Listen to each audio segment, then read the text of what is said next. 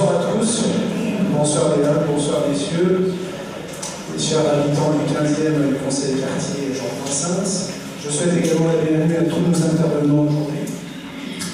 Donc, Monsieur Oulier pour Paris. Nous avons également pour Marie-Touliana pour l'ADEV, donc ce qui concerne les espaces verts.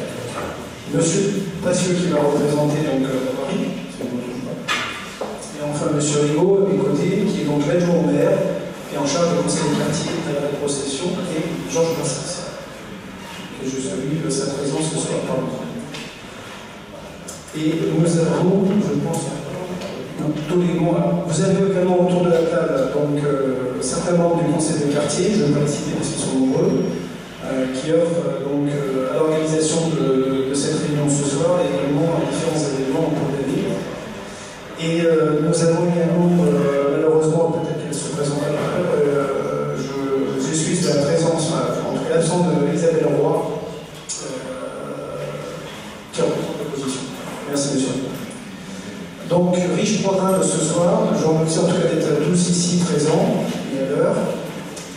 Nous avons donc plusieurs thèmes ce soir et nous diffusons d'ailleurs via le parcours certains éléments auxquels nous allons apporter des réponses à des questions. Nous commençons d'abord par l'aménagement cyclable au niveau de la porte de la plaine. Ensuite, nous ferons intervenir, donc là ce sera une grosse peut-être par c'est ça, pour moi. Nous avons, je reprends. Non. Donc on est bien d'accord.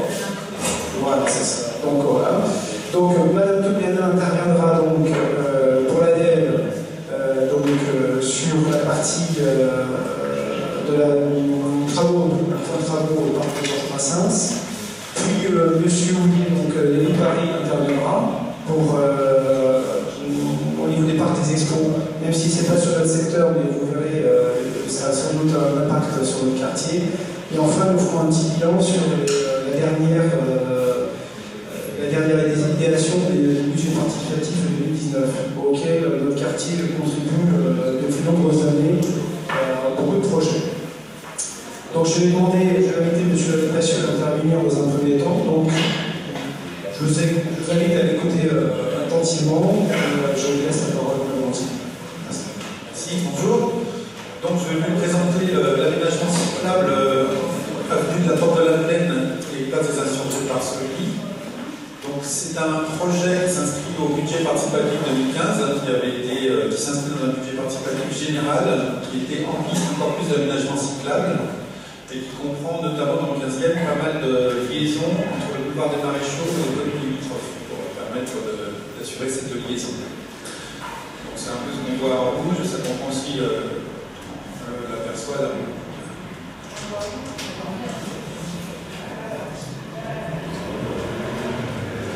Vous allez, on va le voir en tout cas. Donc voilà la ressource.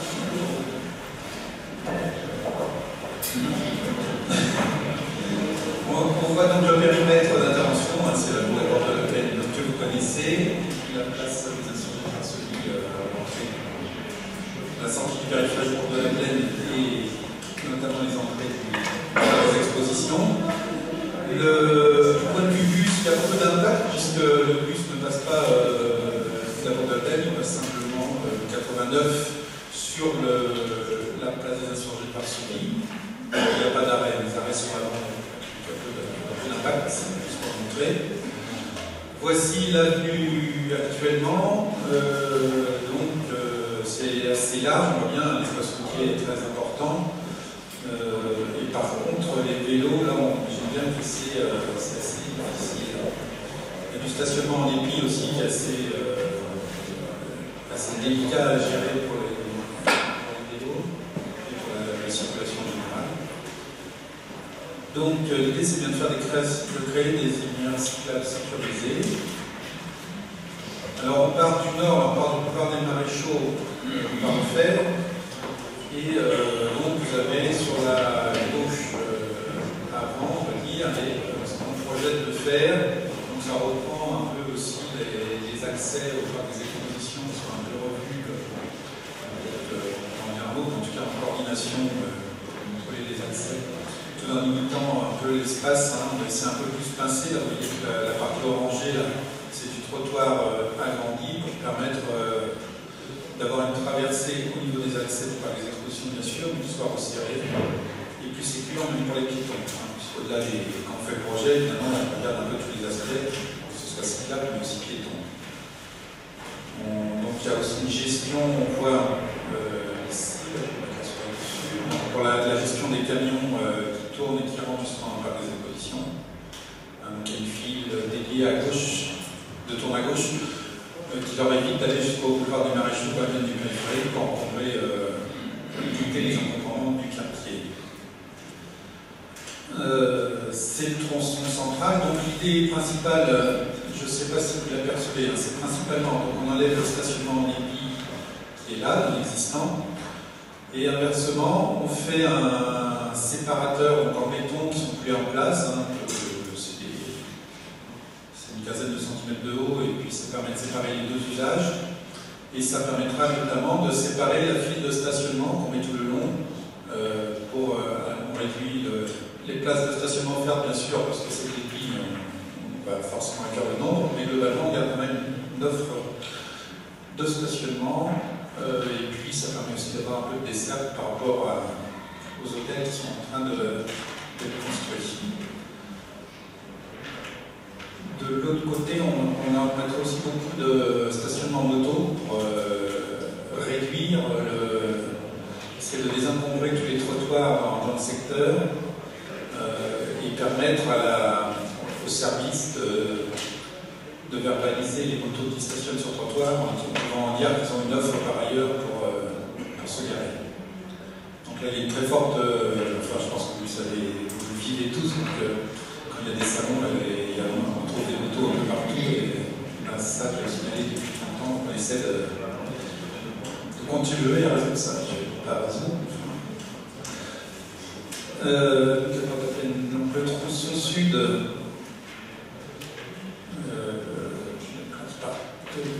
donc on retrouve la place des insurgés de Varsovie, c'est le même secteur là. Voilà en gros ce que ça donne. Donc on avait quelque chose de relativement large, hein, avec les voitures qui étaient stationnées en épi ici, les voies de circulation. Donc on va avoir là les vélos de part et d'autre qui sont séparés du stationnement, les deux files de stationnement de chaque côté, et puis une file de circulation. En gros, à 5.10, ça permet aussi de se doubler, enfin, c'est des bonnes files de circulation, ça permet, comme il y a beaucoup de camions, enfin, il y a potentiellement pas mal de camions qui peuvent circuler, d'éviter les encombrements, et puis de mettre de large pour la piste vélo, ce qui est confortable et ce qui est dans le cadre des recommandations de ce qu'on fait maintenant. La place est surtout par ce débat, voilà. La place elle-même, donc elle est un peu retravaillée, surtout au niveau des traversées. On l'a coupé en deux pour que vous puissiez bien voir ce qui est fait. On a pas mal de conflits à gérer. Donc on emmène les vélos depuis la porte de la plaine, là, donc on les fait continuer sur la chaussée. Et puis là, c'est un niveau, c'est un endroit où il y a les accès au parc des expositions qui est assez sensible.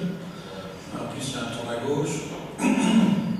Donc on fait passer les vélos sur le trottoir et on les gère vers la partie du sud de cette ventilation tout à l'heure.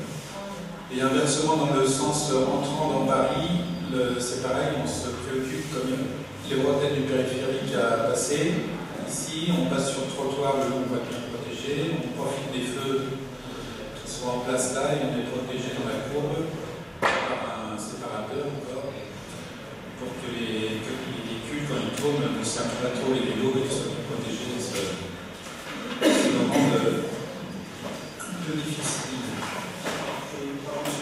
Monsieur, les séparateurs sont également en béton, c'est avant le jour. 200 béton, 2005. Donc là, on est au sud de la place. On retrouve les vélos là qu'on avait fait monter sur le trottoir dans le sens sortant de Paris. Et on passe donc les bateaux, quand même, l'accès et sortie du parc des expositions. On retravaille un peu l'îlot là pour. C'était compliqué parce qu'à la fois il faut que les camions puissent sortir du parc des expositions, bien sûr, et rejoindre la place directement. Donc ça explique un peu ces formes d'îlot. Le vélo qui passe là et qui rejoint, on retraverse aussi la. C'est pas le Zen, mais je ne me rappelle plus le nom de la rue. Enfin, en tout cas, on sécurise ici et on reprend là avec la rue Louis Vical la traversée et de la rue Louis Vical et de l'accès au périphérique qui doit bien sûr être bien protégé puisque c'est quelque chose où les véhicules qui sont pas de périphérique des fois prennent déjà de la vitesse. On est protégé encore par le pouvoir du ceci. Donc comme ça on assure vraiment les liaisons avec tous les carrefours, avec Vanves et Paris Intramuros. Alors protéger c'est. Il y a un carrefour à feu, mais le. On va faire des résultats.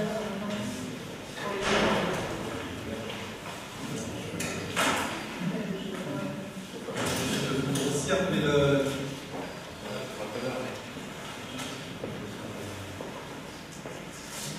Il y a des questions piétons qui sont ajoutées. Les vélos traversent avec les questions piétons.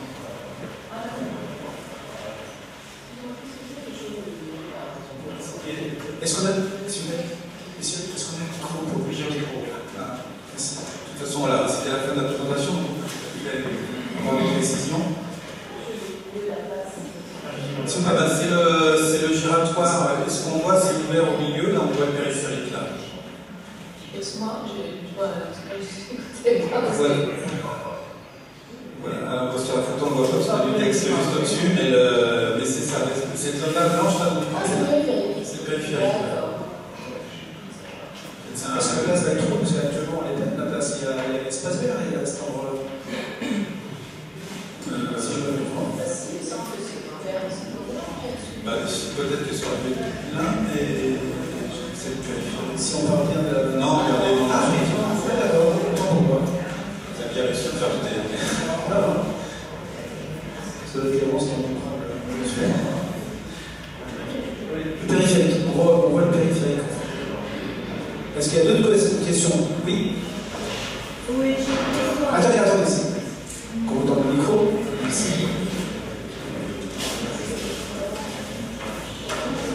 Je vous inviterai juste à vous présenter. Oui, j'habite rue Repension et j'ai laissé mes coordonnées sur une page concernant les. Alors voilà, moi je suis très étonnée parce qu'en fait, le problème des nanoparticules dont on nous rebat les oreilles depuis quelque temps ne peuvent pas être distraites du fait qu'il y a du vent. Le vent, même s'il pas existe, et le vent, il est capable de déplacer les nanoparticules.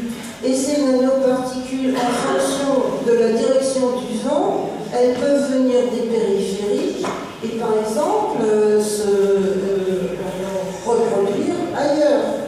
Alors moi, il y a quelque chose que je n'arrive pas à comprendre. Le vent n'existe plus. Et sur les périphériques, il souffle en ce moment très fort. et sur les périphériques, comment se fait-il que l'on ne prenne pas des décisions un peu plus fermes concernant le passage de ces énormes camions que nous offre la mondialisation des échanges? Ces camions, ce sont eux qui amènent ces nanoparticules parce que bon, ils sont énormes et puis ils vont prendre l'autoroute A1, ils se dirigent vers le nord et vers l'est par l'autoroute A4. Et pourquoi rien n'est-il fait pour cela?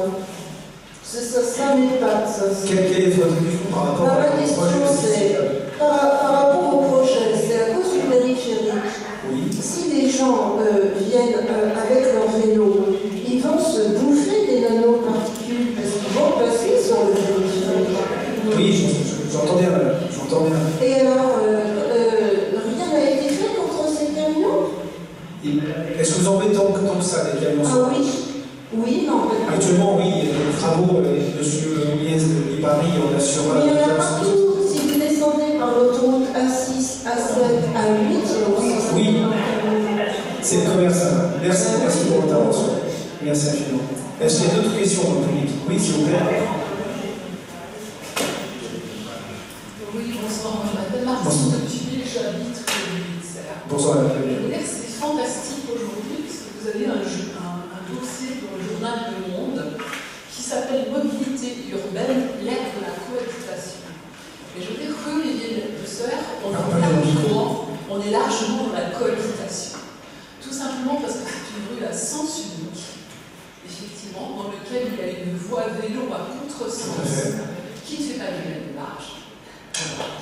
Et là-dessus, effectivement, vous avez une cohabitation entre les motos qui n'ont pas de temps d'attente, qui prennent effectivement la voie vélo à contresens. Vous avez les familles avec des patinettes et des vélos. Et j'ai envie de vous dire que finalement, dans ce quartier, une voie cyclable, c'est très bien, mais vous allez faire des voies piétons bientôt, où on puisse marcher tranquille.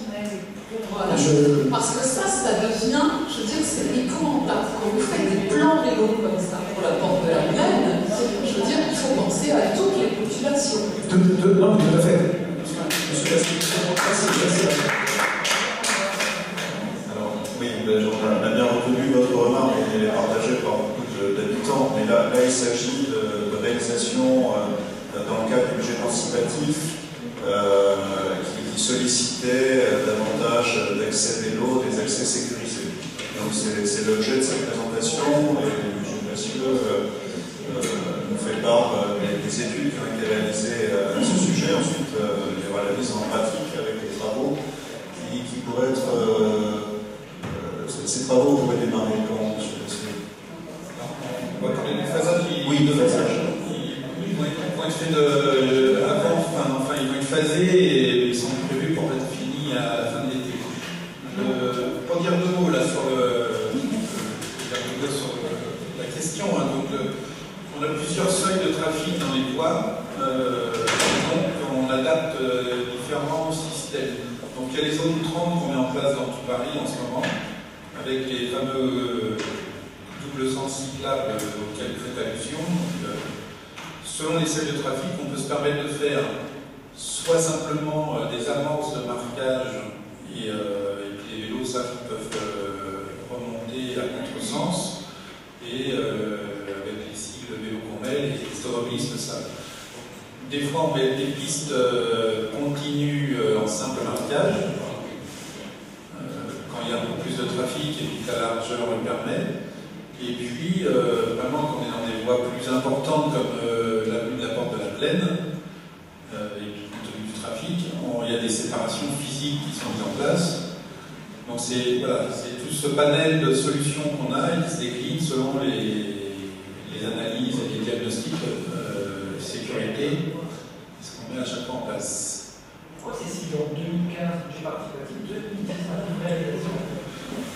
Monsieur Rigaud, pourquoi c'est si long au niveau des TTC? Moi, j'ai vu. Alors, je peux pas parler de la place des services. J'imagine que les services sont très sollicités, y compris pour l'entretien courant de la voirie. Donc, tout ceci nécessite des études. Et effectivement, nous constatons qu'il y a toujours, parfois, le temps entre le projet qui est accepté et puis ensuite une réalisation. Il faudrait poser la question peut-être à l'hôtel de ville, parce que c'est le budget participatif de la ville de Paris.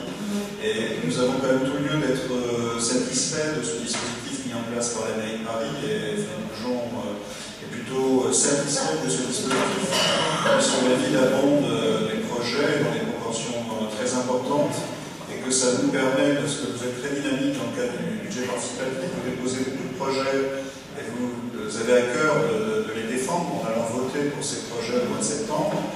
Eh bien, nous avons la chance d'avoir des réalisations dans le 15e. Alors, il y a des projets encore en attente. Est-ce qu'ils seront réalisés d'ici la fin de la mandature? Celle-ci, ça paraît peu probable. Mais ces projets ont été votés, donc ils seront réalisés, budgétés, donc ils seront réalisés. Voilà. Je peux ajouter un petit mot là. Le budget participatif, là, c'est du 2015, donc c'est-à-dire qu'il a été voté en 2015. Donc, c'est-à-dire qu'il est voté fin 2015 en réalité. Ce qui va arriver là avec le budget participatif de cette année, puisqu'on vote fin d'année. Les crédits sont débloqués sur l'année budgétaire suivante. Donc il faut savoir que les toutes premières études ne peuvent commencer en l'occurrence en 2017 et avec à partir de février-mars, tant que le budget se met en place, qui est voté fin décembre et qui se met à partir de décembre. Ensuite, le budget participatif, en l'occurrence parisien, qui visait tout Paris, c'est la diapo que j'ai dit là. Après, il y a la déclinaison pour ces projets budget participatif à savoir qu'est-ce que ça veut dire, qu'est-ce que voulaient dire les gens, on reprend un peu. Et puis d'après, il y a dans l'analyse, une fois que c'est décortiqué comme ça, les segments qu'on retient. Donc, vous pouvez voir qu'avec ce en rouge, vous apercevez, mais ça aussi, c'est un temps de négociation, c'est pas un temps d'étude. Donc il s'agit de voir la pertinence, pourquoi, parce que là, donc, le sud était plutôt bien placé, on a justement mis d'intervention. On a aussi un culturalité qui est très compliqué, sur lequel ici, il y a beaucoup de discussions avec la préfecture de police, parce que quand on prend un peu pour le vélo, on enlève un peu pour la voiture, pour la circulation, et après il y a tout aussi l'accessibilité, enfin, il y a pas mal d'études comme ça, par rapport à la piste elle-même, c'est sûr, la piste elle-même, c'est de travaux, de constats, c'est étudié assez vite, mais c'est beaucoup plus toutes les études avant de sécurité, de circulation, etc. qui prennent plus de temps. Et puis après, il y a un peu de phasage, on savait qu'effectivement, en l'occurrence, à la porte de la Plaine, il y a des travaux avec Paris, il y a des choses comme ça, on essaie de phaser. Ce qui n'est pas la seule explication, parce que la porte mention est à peu près dans le même timing, qui est ici encore plus tardif. Merci, M. Passion. Oui. Devant vous, M. Président. Merci. Oui, bonsoir, M. Dufour, conseiller de quartier Jean de Brassens, je sens que vous mention. Ce que je vais dire là, je vais repasser un petit peu dans ce que Mme Dupuis vient de dire, et dans le cadre des cafés-travaux qu'organise M. le maire actuellement. Le dernier café-travaux, enfin le dernier d'ailleurs, que M. le maire a organisé, c'était sur le fait qu'aujourd'hui, les nouveaux moyens de locomotion, typiquement les trottinettes, n'ont pas d'existence légale. C'est-à-dire, aujourd'hui, dans le camp de Rousseau, il n'existe pas. Donc, ma question va être la suivante. Eu égard à l'évolution de la législation qui devrait certainement arriver très bientôt en rapport à ces nouveaux moyens de locomotion, est-ce qu'on a déjà anticipé, je ne sais pas, je réfléchis à voix haute, des nouvelles voies pour ces nouveaux moyens de locomotion? Ou alors, est-ce que d'ores et déjà, on se dit, comme disait Mme Dupuis, peut-être que ces nouveaux moyens de locomotion sur les voies piétonnes devront cohabiter avec les patinets. Donc voilà, c'est eu égard à l'évolution de la législation qui devrait certainement arriver d'ici bientôt sur ces nouveaux moyens de locomotion. Non, c'est pertinent. Je ne suis pas sûr. Oui. En ce qui concerne la législation, donc effectivement, comme vous savez, c'est à l'étude avec propose avec l'Empire de Paris. En ce qui concerne Paris, depuis hier, vous avez peut-être entendu, il y a quelques mesures qui ont été prises pour réagir par rapport à la circulation des trottinettes sur le trottoir, surtout quand elles vont trop vite, etc. Donc maintenant, il y a des campagnes de verbalisation qui commencent. Parce que, en fait, il y a quand même des textes qui sont un peu généraux, donc on retrouve ce qu'il y avait pour les vélos, il y a plus des notions de vitesse et de compatibilité avec les usages, sur lesquels on peut quand même s'appuyer pour verbaliser. Donc ça a commencé depuis hier, c'est tout récent, mais après pour réagir, faire des voies spécifiques, donc on ne peut pas non plus adapter la voirie, enfin déjà il y a un manière de voirie très important, et puis bon, à chaque fois c'est des crédits souvent assez importants, surtout quand on a parfois des chaussées à monter, là ça multiplie les coûts. Donc il faut à la fois qu'on réagisse et qu'on s'adapte un petit peu sans surréagir par rapport à... Il n'y a pas longtemps c'était les rollers, après il y a eu les skateboards, donc maintenant on n'en voit plus. Donc, à chaque fois on avait exactement les mêmes discussions. Hein. Les rollers on ne disait pas où est-ce qu'ils doivent passer, comment ça peut se faire. Pour les trottinettes, il y avait les vélos, maintenant il y a des vélos électriques. Et puis l'autre grosse nouveauté c'est tout ce qui est free floating, donc que ce soit pour les vélos, les trottinettes ou même les scooters, où là ça se met en place aussi, il y a des discussions entre les opérateurs qui arrivent, hein, mais il faut savoir qu'il y a des opérateurs qui... On attend, je crois, une dizaine d'opérateurs nouveaux dans les 2 mois pour les trottinettes. Enfin, dès qu'il y a des marchés, il y a des idées. Donc, il y a quand même des institutions pour pénaliser, et puis la ville va tâcher de pénaliser les trottinettes mal garées, pénaliser le propriétaire, enfin le free-flotteur. Et puis après, il y a aussi l'autre notion, c'est quand c'est mal stationné, ça devient gênant, et ça peut être considéré même comme un déchet gênant. Donc il y a des choses qui... On aura 2 échelles, même des trottinettes qu'on pourrait être enlevées et mises en fourrière. Et puis d'autres qui vont être, si c'est vraiment trop gênant, qui vont être considérés comme des déchets, qui vont être pouvoir mises, carrément enlevées et mis hors décharge. C'est ça, si vous voulez, il y a des portables pensés à les couper avant l'intervention. Ça a plein de nouveaux usages. Donc, il y a celle des enfants, maintenant il y a les trottinettes des enfants qui sont accrochés aux barrières. Bon, enfin, voilà. On verra comment ça évolue, mais voilà. Il y a des réflexions en tout cas qui sont menées. Bonsoir monsieur, je ne sais pas. Devez-vous s'il vous plaît présenter? Merci. Bonjour. Oui, juste une précision. Y a-t-il un financement de l'Île-de-France sur cette piste cyclable comme pour la courbe, ce qui justifierait, expliquerait plutôt le décalage par rapport au budget participatif, puisque les accords entre l'Île-de-France et la mairie de Paris sont des fois longs à mettre en place. Pour le social, je ne sais pas, peut-être au niveau global, sur les enveloppes globales, je ne sais pas. Enfin, en tout cas, on n'avait pas les logos Île-de-France quand on fait certains projets. Donc, Non, mais vous avez précisé pour la Vélocourbe qu'il y avait un financement de Île-de-France, je crois que c'était 800 000 €, quelque chose comme ça.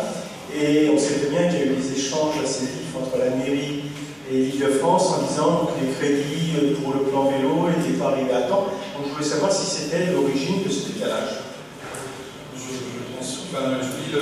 pense que les raisons essentielles que je vous ai données tout à l'heure expliquent. Monsieur Calendrier. Étant absent, je pense que... Oui, je parlais en fait, sans reprendre tout l'extenso, mais par rapport à un projet participatif comme ça, il y a un périmètre, donc il faut des données générales, il faut qu'on se réapproprie les choses dans le sens de ce qu'ont voulu dire les gens, avec les porteurs de projets. Ensuite, il faut qu'on le redéveloppe sur tout Paris, où on retient des choses, où on partage le budget retenu au budget participatif, et après qu'on le redécline en fonction des l'ensemble. Ça prend pas mal de temps, avant même les études de circulation qui vont avec, avant même d'étudier la piste proprement dite, une fois qu'elle est définie et retenue. Encore une question? Oui, c'est bon. Oui. Est-ce que vous pouvez confirmer que le budget de la ville de Paris est endetté de 7 milliards d'euros? Je ne peux pas confirmer ces chiffres ici. Merci de cette précision. Entendez, monsieur le Massieu, le photo. Merci infiniment.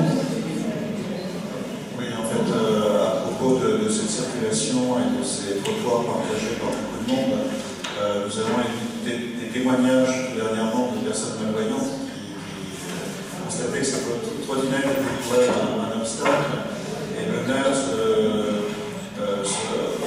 aurait tendance à vouloir qu'il y ait aussi des aménagements au détriment de quelques places de stationnement pour obliger ces nouveaux partenaires libre-service, que ce soit des trottinettes ou des vélos, ne puissent plus garer ces moyens de transport sur les trottoirs, mais uniquement sur la chaussée, hein, ce qui serait déjà beaucoup plus confortable pour tout le monde et inciterait ces trottinettes, par exemple, à rouler sur la chaussée.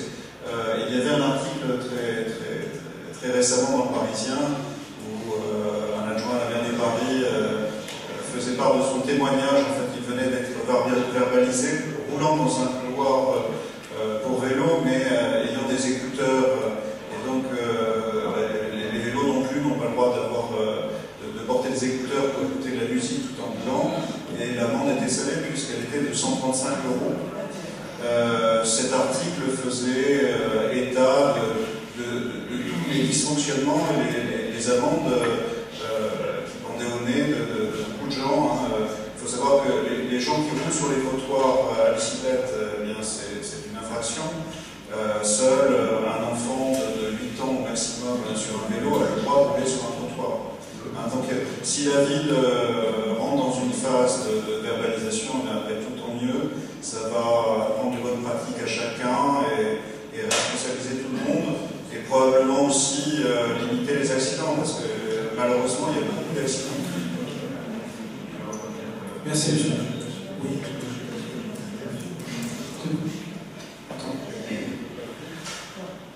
Nous allons passer au deuxième sujet de ce soir, qui est donc un point de travaux au niveau du parc Georges Brassens. Monsieur Massieu, on vous libère? On vous libère? Vous avez d'autres obligations? Non. Merci. Merci, monsieur Massieu. Oui, je sens que plus. Vous avez un petit...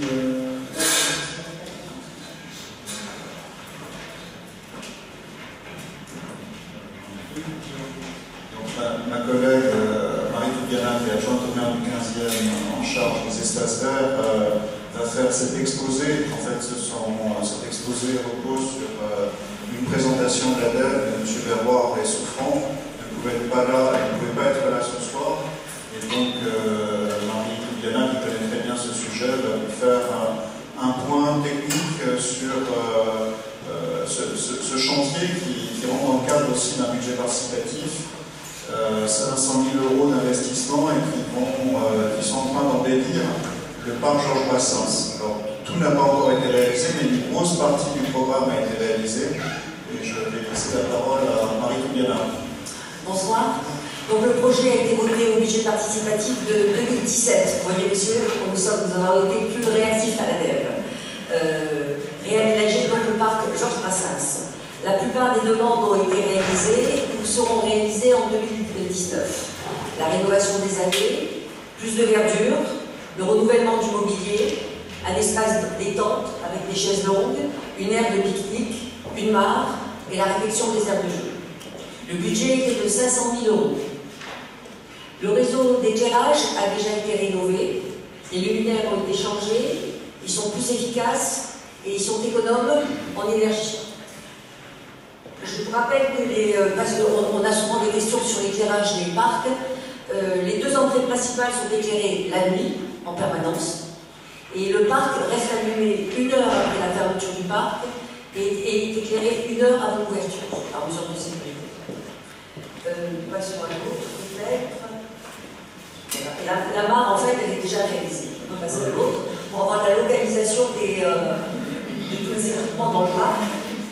Il y a 3 aires de jeu, le théâtre de marionnettes que tout le monde connaît. Est-ce que vous voyez? Le théâtre de marionnettes, les tables de ping-pong, la mare, le jardin des senteurs qui se trouve juste à gauche quand vous rentrez place Chalmaret, vous voyez là en bas.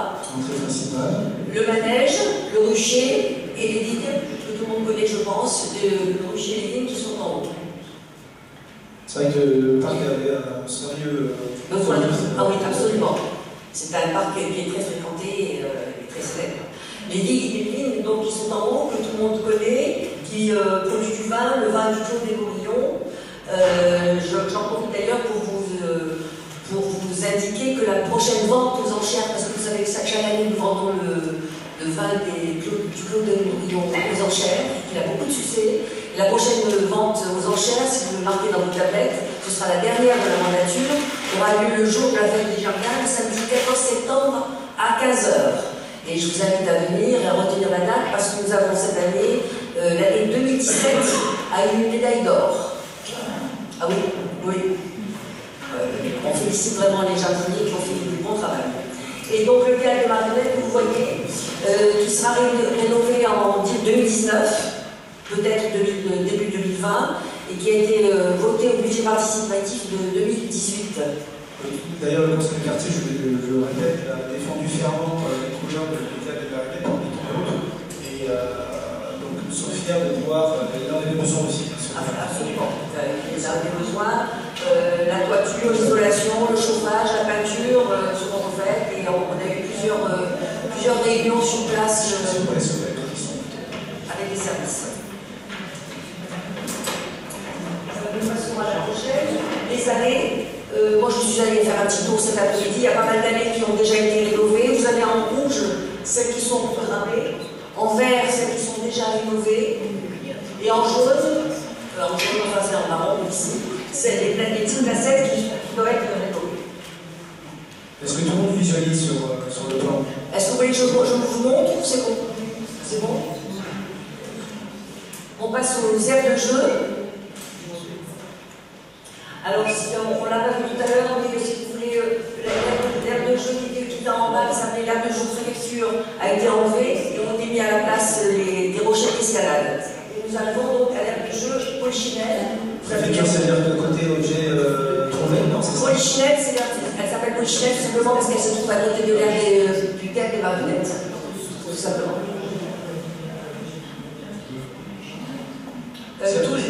Oui, Vous voulez qu'on revienne sur la localisation des espaces de jeu, ça ou pas? Non, ça va. D'accord. Tous les jeux ont été enlevés. On a supprimé le bac à sable qui existe dans une autre aire de jeu. C'était une aire de jeu pour les 1-6 ans, avec une plus grande capacité de... Vous pouvez passer après si vous voulez. Une plus grande capacité d'accueil, qui accueillera 20 à 40 enfants, avec 3 toboggans, des jeux à ressort, des balançoires et des jeux de golf. C'est celui qui se trouve à côté du... À côté du théâtre de Marionnettes, c'est pour ça qu'on l'appelle Polichinelle. Voilà. L'autre aire de jeu, c'est voilà, enrochement, tout simplement, parce que je trouve à côté des rochers, tout simplement. Certains jeux ont été conservés de l'ancien jeu. Le bac à sable, vous voyez, a été conservé pour les petits. Le tourniquet, les jeux de grimpe, pour les 6-14 ans, on peut pas s'ajouter, et a été ajouté cette structure en bois pour les 3 à 8 ans avec un toboggan. Et il y a aussi des alliés de fitness, je ne sais pas si on va voir dans la vie, non, avant peut-être, des alliés, non, avant. Des alliés de fitness qui ont été ajoutés. Voilà. Normalement pour les adultes.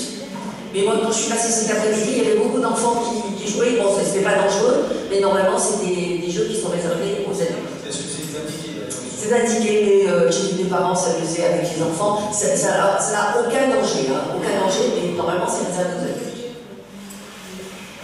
L'aire de jeu, ensuite, Pinède. Voilà.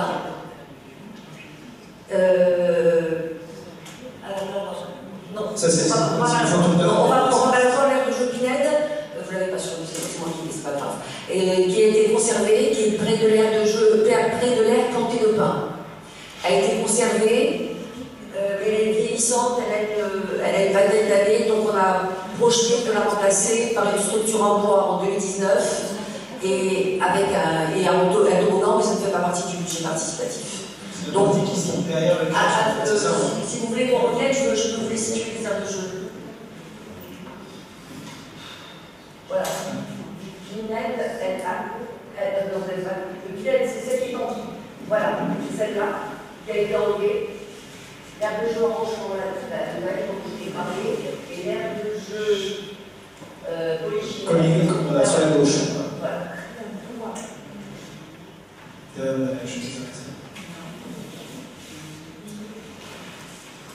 Donc, je continue passer. Donc, ça, je suis et non, de technique. alors, voilà l'état des années qui était avant. C'était photo d'hiver. Absolument, c'était avant. Et ensuite, voilà, les années commencent à être. Ah, vous n'avez pas le bon document, malheureusement. Vous êtes obligé de le passer sur place. Vous êtes obligé de passer parce que vous n'avez pas le bon document. C'est pas grave. Donc certaines années ont été rénovées et la fin des travaux est prévue fin mars, avec des stabilisés le long des jeux enrochement et entre l'aire de pique-nique et l'aire enrochement. Fin mars, c'est déjà dans quelques jours, parce qu'on est... Oui, bientôt. Vous pouvez passer. Ça se Vous retrouve n'avez pas la mare? Ah, voilà. Non, la mare. Non. parce qu'on a aménagé une mare archéologique, et je crois que vous ne l'avez pas. Elle a été finie, elle est sécurisée, entourée d'une grillette. La zone fait environ 200 mètres carrés, et la mare une trentaine de mètres carrés. Je vais peut-être revenir sur le plan pour que je la situe. Qu'on a situé nous tous.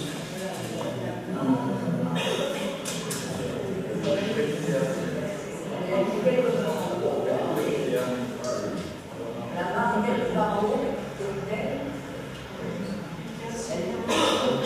Tu la vois toi?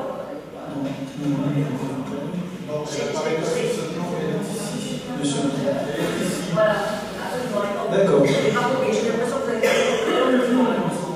Donc à côté de, oui, pas mal du bâtiment. vous n'avez pas le bon document. C'est une marque écologique qui a été demandée donc, dans l'objet participatif. C'est dommage que vous n'ayez pas le bon document. Bon, enfin, c'est pas grave. Il a été noté quand ce projet, l'objet participatif pour la main? Avec l'objet participatif. Et quelle année vous avez signé? 2017.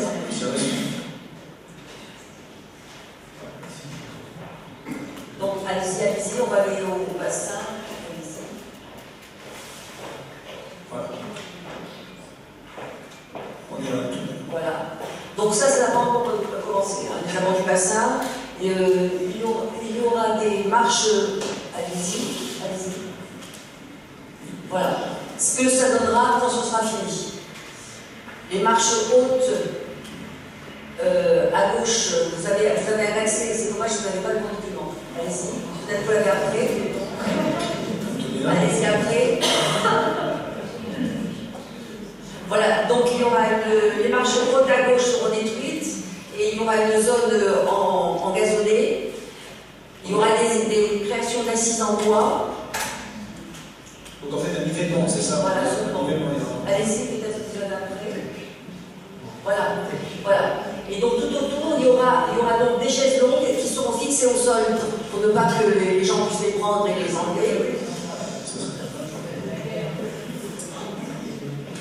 Et allez-y. Voilà, c'est ces marches dont je vous parlais. Vous voyez, actuellement, il y a des marches tout le long. Oui, elles sont là, on les voit qui voilà, tournent sur.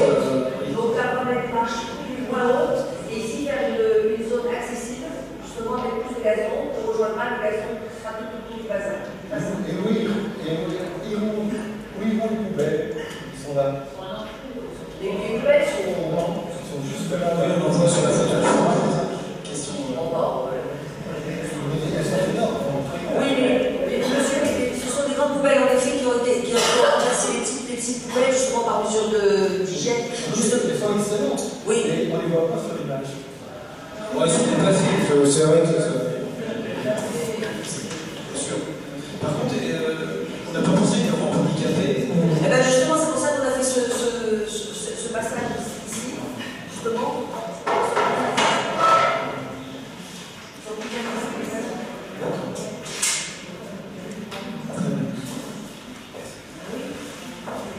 Allez-y. Et là, à l'entrée, vous voyez à l'entrée de la place Jacques Marette, on va mettre des assises en bois tout le long, qui vont remplacer les escaliers actuels. Et les bancs qui sont derrière seront conservés, mais seront tournés évidemment de l'autre côté, évidemment. Voilà. Donc ce sera la partie très intéressante parce qu'il va y avoir 1000 et quelques mètres carrés de gazon tout autour. Et cette entrée qui était vraiment très minérale va être bien engagée. Absolument. Ça, ce sera la partie très très intéressante. Vous avez en gros la partie de la vue actuelle et la vue. Allez-y. Donc voilà, vous avez les dates. Je ne vais pas parler parce que vous ne les aviez pas, il y avait aussi des tables de pique-nique qui ont été. Qui sont presque finies d'ailleurs. La partie technique qui est presque finie. Et les tables de pique-nique seront toutes installées le 5 avril et il y en aura 12. Toutes tables de pique-nique. Je crois qu'il y a une photo. Il y avait une photo. Oui, il me semble avoir vu ça. Là, si, la suivante. Non, je n'ai pas vu. Non. Je ne les ai pas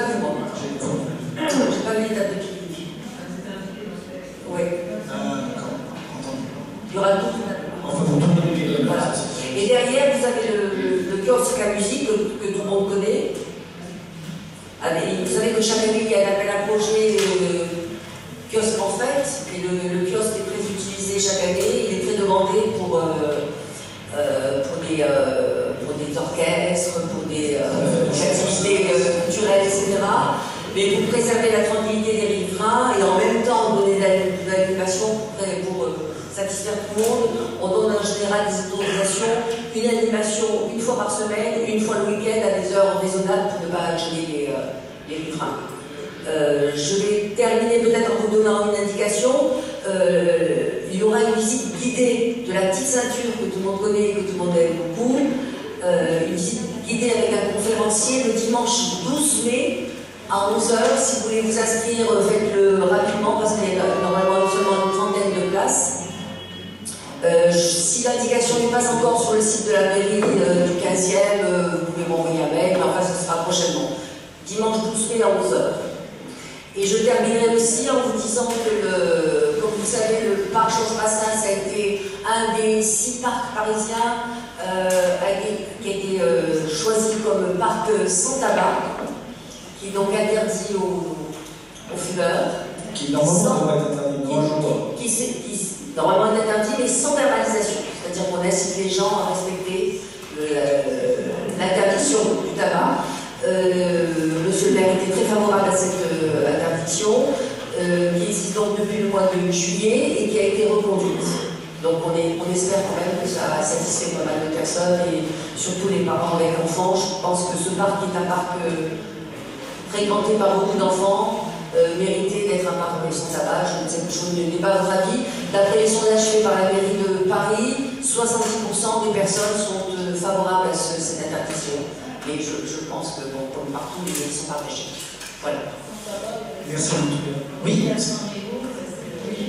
Il y aura, madame, dans chaque arrondissement, une rue sans mégots. Et elle n'a pas encore été définie encore par monsieur le maire, mais il y aura une rue sans mégots. Ça va être défini bientôt. Oui, monsieur le maire, vous voulez rajouter la chose? Oui, enfin, la rue sans mégots, en fait, là encore, c'est pour créer des réflexes, des bonnes pratiques. Le but, c'est de faire en sorte que ces pratiques s'étendent à toutes les rues du 15e et toutes les rues parisiennes. Alors peut-être vous êtes surpris parce qu'il y a un décalage entre le fichier de présentation et les documents que nous avons, en fait, la DEV, qui est propriétaire de ce support de présentation, la direction des espaces verts et de l'environnement, qui travaille pour la ville de Paris et nous travaillons en intelligence avec ce service. A créé ce document parce que nous, conseillers de quartier, avons demandé à mettre à l'ordre du jour un point étape sur les travaux qui ont été engagés dans le cadre de ce budget participatif 2017, qui était très demandé. Vous voyez que nous vous promenons, et on vous invite à vous promener davantage dans le parc Georges Brassens, que les choses avancent. On reprochait à ce parc un délabrement, des aires de jeu qui n'en étaient plus vues. Les parents s'en plaignaient, vous voyez de gros efforts qui ont été réalisés. Après, il faut encore un peu patienter pour voir la fin de ce chantier, mais je pense que tout le monde a lieu de se réjouir. On peut aussi féliciter, parce que Martine Dupuis est dans la salle, en fait, ce budget participatif, c'est l'ancienne équipe, l'équipe précédente, qui avait porté au budget participatif ce projet en co-construction, puisque plusieurs associations étaient intervenues. Moi-même avait participé à une des réunions, et vous voyez, là, on insiste, on se bat pour obtenir quelque chose, et bien on arrive à séduire la population, à avoir suffisamment de gens qui votent pour le projet, et puis ensuite une ville qui développe des budgets, qui réalise des travaux. Je vous invite, parce que je n'en ai pas parlé, à voir le jardin des senteurs qui se trouve juste à l'entrée du parc, juste à gauche. Je ne sais pas si certains, enfin parmi vous l'ont vu, qui est absolument magnifique avec du thym, de la lavande, etc. Toutes les indications n'ont pas encore été données, et il y aura des indications en braille pour les non-voyants. Et vraiment, je félicite les agents de la DEF qui ont fait du très très beau travail. Si certains d'entre vous le connaissent, c'est un jardin qui est absolument magnifique, juste à l'entrée du parc Georges Brassens. Et il est fini. Il est très bon. Un micro, s'il vous plaît. Oui, je voulais poser la question, savoir ce qu'il en était de l'ouverture des parcs en été, tard le soir, la nuit, etc. Est-ce que le parc en croissance sera parti? Non, non, madame, le marché en croissance n'est pas parti. Normalement, le parc citoyen, monsieur le maire est complètement opposé à cette mesure, parce qu'il y a vraiment de gros problèmes quand les parcs sont ouverts la nuit. C'est la mairie de Paris qui nous contraint à le faire, et normalement, c'est citoyen, mais pas par ça. Oui, est-ce que vous avez de plus en plus une pression de personnes qui veulent traverser le parc en vélo, et d'autre part des personnes qui, malgré l'existence d'une allée des chiens, eh bien, amènent leurs chiens dans le parc. Donc de plus en plus de personnes pensent qu'on peut faire des vélos dans le parc. Donc il faudrait qu'il y ait quelque chose qui soit plus clair à ce sujet. Il y a une réglementation, monsieur, qui est à l'entrée, qui autorise les vélos d'enfants jusqu'à 8 ans et qui interdit la traversée des parcs aux adultes à vélo. Sauf s'ils le tiennent à la main pour traverser, sauf s'ils le tiennent à la main. Voilà, c'est l'interdiction. Maintenant, il faut que nous ayons plus d'agents de la DPSP pour faire baliser, pour faire respecter le règlement. Vous savez que nous n'avons plus de gardiens dans les parcs, hélas. Il n'y a plus que des agents de la DPSP qui sont en permanence à Brassens, et très peu, pas assez. Et il faut qu'ils verbalisent. Normalement, quand ils voient des personnes à vélo, ils verbalisent. Et les chiens sont complètement interdits à Brassens. Et il y a, comme vous le dites, une année aux chiens, qui fait pour ça, et les chiens sont interdits à Brassens. Dans la nouvelle réglementation, les jardins sans aire de jeu sont autorisés aux chiens. Ce que je regrette d'ailleurs. Merci pour cette question. Oui. Juste une question, mais oui, directement à voir avec ce dont s'occupe Madame Toubiana. Je voulais savoir qui s'occupait des arbres, des plantations qui sont faites en bas des arbres et des espaces qui sont. Jardin partagé. Voilà, parce que c'est une plaie dans la mesure où, quand c'est demandé par des gens qui veulent faire des cultures, c'est très bien, et quand c'est pas demandé, ça devient des réceptacles, poubelles, crottes de chien. Et on en a une comme ça, où constat, c'est équivalent. Prudence, c'est pareil, c'est dégueulasse, excusez-moi l'expression, mais c'est un réceptacle. Les gens pensent que c'est pour balancer ce qu'on veut, faire le chien. Les gens n'ont pas un ça, mais ceux qui le demandent, on regarde la part qui sont en fait des espèces de bouts de terre qui sont là, qui ne servent à rien, qui n'embellissent même pas la rue, et qui sont véritablement utilisés à d'autres fins que faire des professions. Vous avez raison, madame. Ce sont des permis de végétaliser qui sont donnés à des habitants lorsqu'ils souhaitent végétaliser un espace autour des arbres. Certains sont très beaux, certains sont magnifiques. Il y en a juste derrière le collège Guillaume Apollinaire, que M. Bestier est là, et parce que j'en profite pour le dire, parce que c'est son épouse qui s'en occupe, et ils sont magnifiques. On en a d'autres à Nul-Breteuil qui sont magnifiques, on en a plein qui sont très beaux, et d'autres dont les personnes ont décidé de s'occuper, et qui au bout de 3 ou 4 mois ne font plus rien, et c'est devient des... Voilà. Mais je vous avoue, madame, que de plus en plus, on retire ces permis végétalisés. D'ailleurs, à la Vendée, on s'est chié, on les a retirés parce que justement, ils n'étaient pas beaux. Donc, lorsque vous voyez que des quais d'arbres avec ces permis végétalisés deviennent des dépotoirs, n'hésitez pas à nous les signaler parce qu'à ce moment-là, on enlève les permis végétalisés. J'ai déjà signalé et ils ont retiré, ils avaient planté des petits rondins, mais sans les planter. Ça a été partout, au milieu de l'arbre, il y avait partout des rondins. Quand ils ont fait les travaux de canalisation avec l'espoir, enfin, ils ont été retirés. Mais maintenant, il reste le surplus de terre qui s'éparpille un peu partout. Il y a des crottes de chiens, mais c'est dégueulasse. Les gens, ils balancent tout là. Rue Constat, je peux vous garantir ce que je me suis trompée, c'est rue, excusez-moi, pour le collège, c'était le collège Modigliani. Si je vois la petite place, c'est le collège Modigliani. Je vous accroche, à quel niveau, précisément? Alors, moi j'étais juste sur la plage à Pins, quand on descend, non pas sur la quand on descend vers la rue Fouquier, non pas sur le trottoir de la gauche, il y a toute une enfilade devant, D'accord. Catégorie, un peu de peuple, c'est ça? En descendant, catégorie en descendant, c'est vraiment. D'accord. Il y a au moins 5, 6, mais ça sert à rien. Mais plus c'est ça, plus les gens le rajoutent. Merci madame de cette intervention. Oui, s'il vous plaît.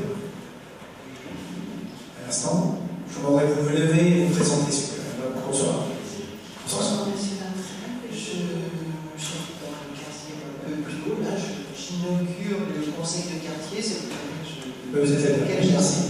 Nous sommes là. Je voulais savoir, parmi tous vos grands espaces prévus pour les jeux, au parc de Brassens, s'il y a un petit espace pour les gens qui aiment lire, tranquille, à l'abri des bruits, du vacarme.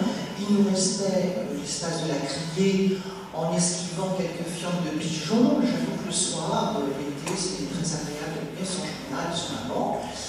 Et là, il y en avait déjà pas beaucoup. Ou sinon, un autre jardin spécial lecteur. Parce que moi, si j'aime lire, il faut que j'aille au jardin du Luxembourg. Non, vous allez rester dans. Madame, non, je pense que vous êtes. Madame, le parc Georges Brassens fait près de 9 hectares. Vous avez bien trouvé des endroits au calme. Vraiment, il y en a pas mal. Il faut ne restez pas autour de la plage de Marex, ni autour des aires de jeu. Il y a des tas d'espaces qui sont complètement tranquilles, vous pourrez lire en toute tranquillité, il n'y a aucun problème. Vous allez en trouver parce que quand même le parc est très grand. 9 hectares, c'est énorme. J'ai cherché sur le parc. Je me propose de venir faire un tour avec vous, de vous proposer des espaces détente.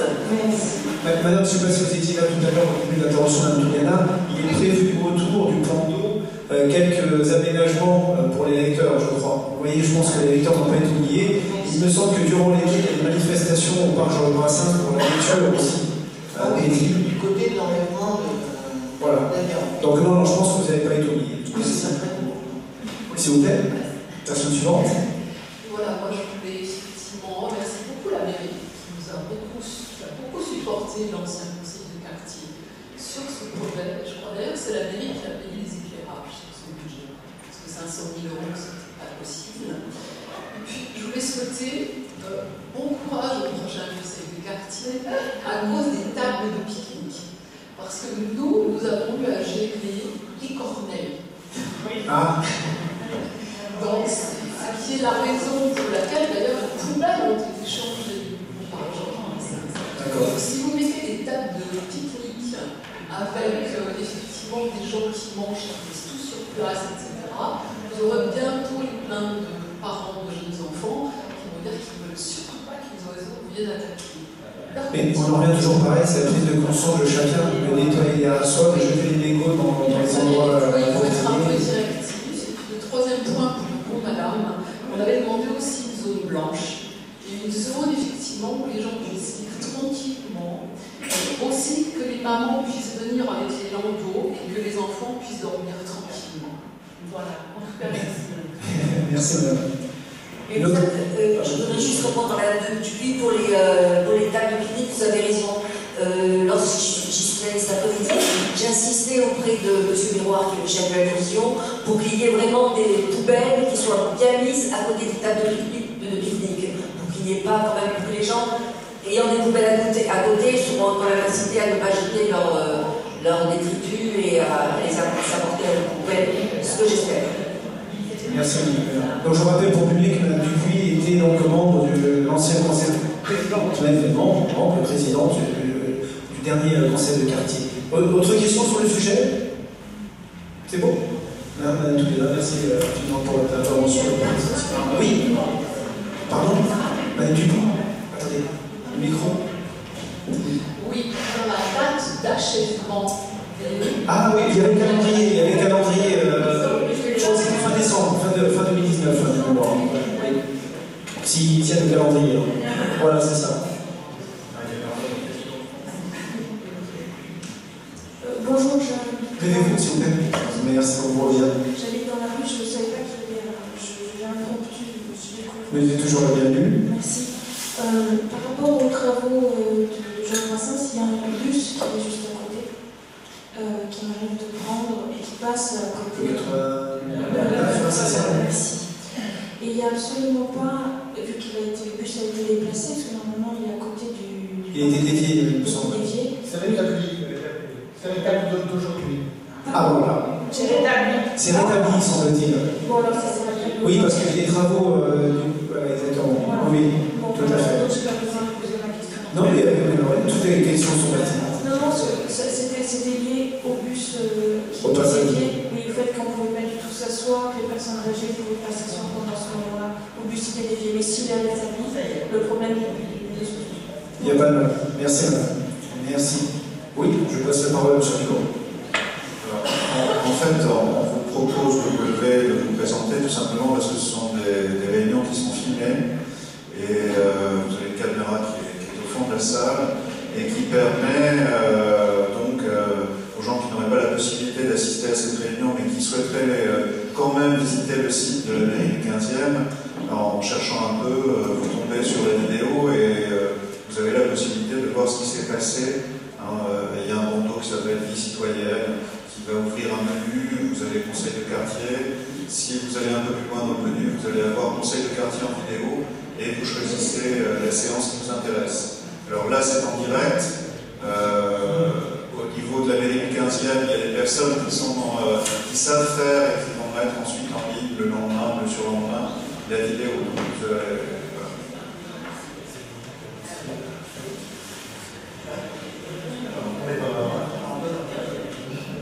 Oui, donc on en termine.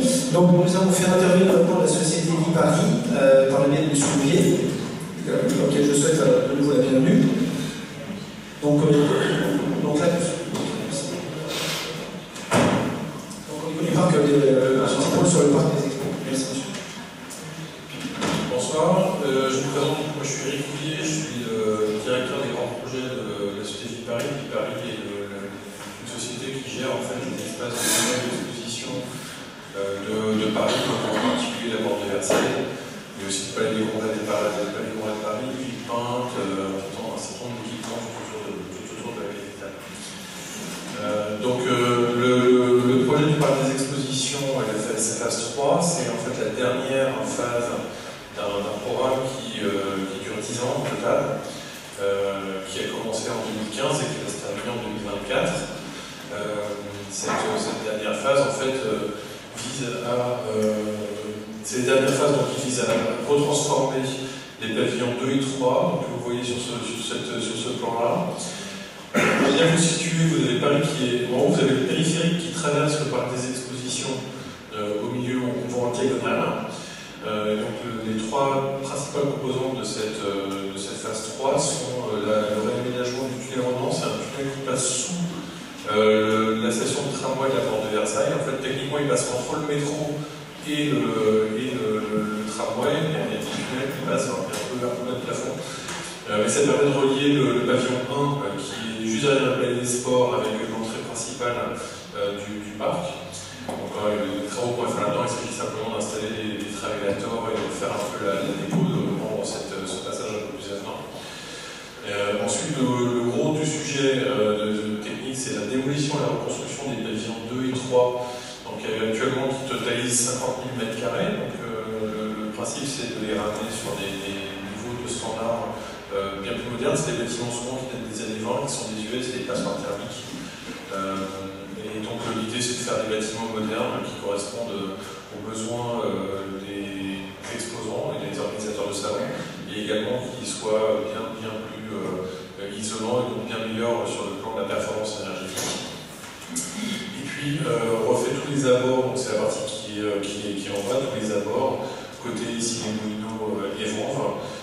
Et donc là-dessus, il y a des couvertures de terrasses logistiques, des toitures végétalisées, puis on refait les abords, toutes les grilles et les clôtures avec les aménagements verts qu'on peut réaliser autour des parcs des expositions. En termes de calendrier, le gros des travaux va se réaliser entre 2021 à 2024. En fait, on ne peut pas tout faire d'un coup parce que c'est trop de surface. Démolir 50 000 m² d'un coup et reconstruire d'un coup, c'est trop pour le parc d'exposition. Donc on le sépare en deux sous-périodes. Une première qui va descendre 2020 à juillet 2022, qui correspond en fait à la partie qui est au nord côté Paris, en fait au nord du boulevard périphérique, et puis ensuite entre décembre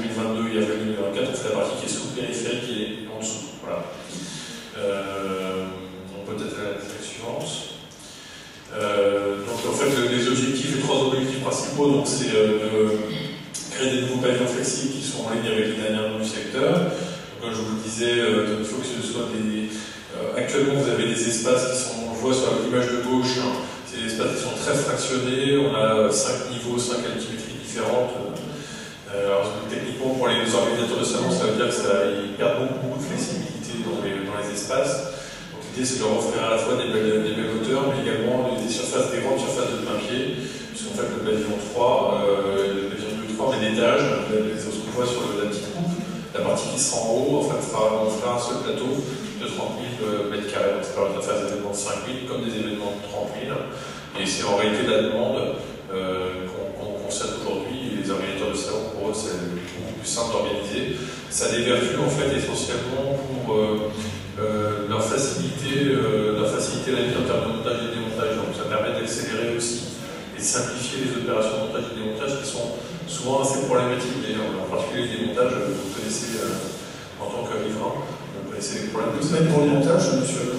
Oui, également pour le montage. Puisqu'au niveau de la place en question, souvent, il y a beaucoup de saturation. Peut-être aller. Donc ensuite, en termes de. Pardon, sur la slide précédente, il y a également. On va mettre en place des systèmes de climatisation. Il faut savoir qu'actuellement tout est chauffé au gaz, une grande chaufferie gaz, et donc cette chaufferie gaz est supprimée, et on va passer au tout électrique. Donc sur le plan environnemental, ce serait également bien meilleur. La façade principale a été dessinée par Christian de Porte-en-Parc. Vous voyez un aperçu sur cette vue. Ça va participer également à l'attractivité et à l'image en fait du parc des expositions en général. Et ensuite, évidemment, c'est des engagements qu'on a pris vis-à-vis de la ville. En fait, vous savoir que cette concession, c'est une concession de la ville de Paris, et donc on a pris nous des engagements vis-à-vis de la ville de restructuration, et donc dans ces engagements, il y a évidemment les aménagements extérieurs, la création de quelques éléments de commerce côté Vanves, la couverture des terrasses logistiques du côté ouest, donc également côté Issy-les-Moulineaux et Vanves, et puis ensuite créer des liaisons piétonnes entre les différents pôles, enfin les différentes zones d'habitat qui sont autour.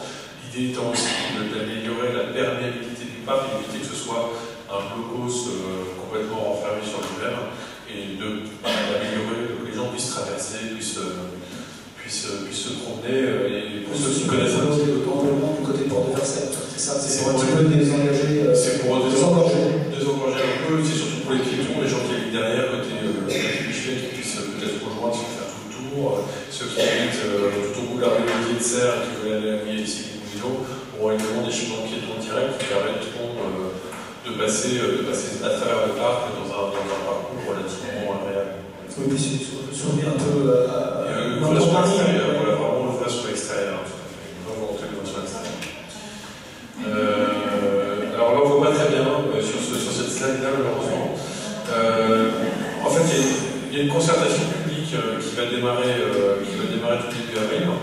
Donc, vous allez recevoir à partir de la fin de la semaine, début de semaine prochaine, vraiment, c'est le 1er avril. Et il va y avoir des publications légales sur des places de blagues.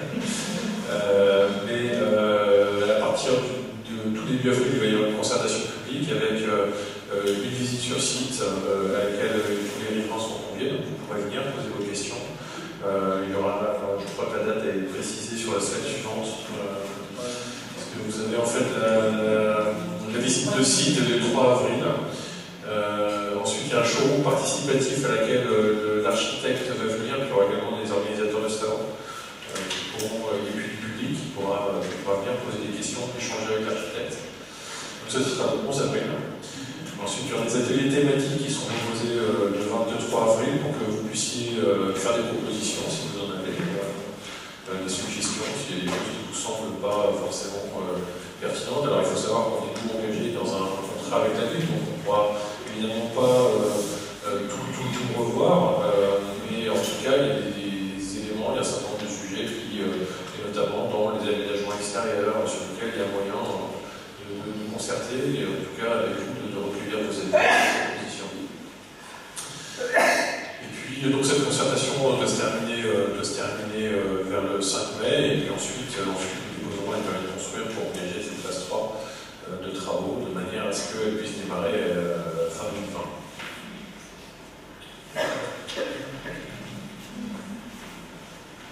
Voilà. Merci, monsieur. Est-ce que vous avez des questions? Oui. Attendez. On vous apporte le micro. Parlez dans le micro aussi. Extra gratuite, la traversée par les expositions. Vous ne donnez pas de idée. Non, oui, bien sûr. En fait, pour ceux qui ne le savent pas, oui, bien sûr, c'est gratuit. C'est pour ceux qui ne le savent pas, on peut déjà traverser par les expositions, parce qu'on est à la 3e phase de travaux. Donc, il y a déjà eu des ouvertures qui ont été faites depuis la première phase, donc depuis le début 2015. Et ceux qui ont l'occasion, ceux qui souhaitent, d'ailleurs, probablement on le verra pour la visite du 3 avril, ceux qui souhaitent peuvent rentrer. Alors, il y a des jours où les salons privatisent tout. Quand vous avez le mondial de l'auto, quand vous avez la foire de Paris, ils privatisent tout. Donc là, on ne peut pas rentrer. Mais quand il y a les salons, c'est tout à fait ouvert, vous pouvez rentrer, traverser. Il y a des jardins publics qui ont déjà été aménagés, notamment sur le toit de Pavillon 16, qui sont ouverts au public, libres d'accès. C'est déjà le cas sur le Pavillon 7 à l'intérieur du parc. Il y a un certain nombre de jardins qui ont été réalisés. J'ai remis la carte en place pour constituer le Pavillon 7, c'est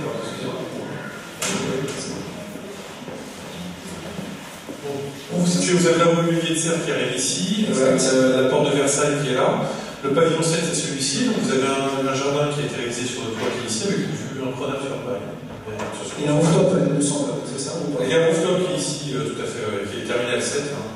Il y a un jardin public également qui est à l'arrière ici, ouvert au public.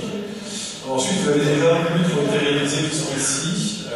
Ici, bon, il y a des espaces verts qui sont là, mais ce n'est pas des espaces verts. Vous avez le long de Travelator, c'est pas très agréable. Mais ici, il y a des espaces qui sont plutôt sympas, notamment ici et ici, à cet endroit-là.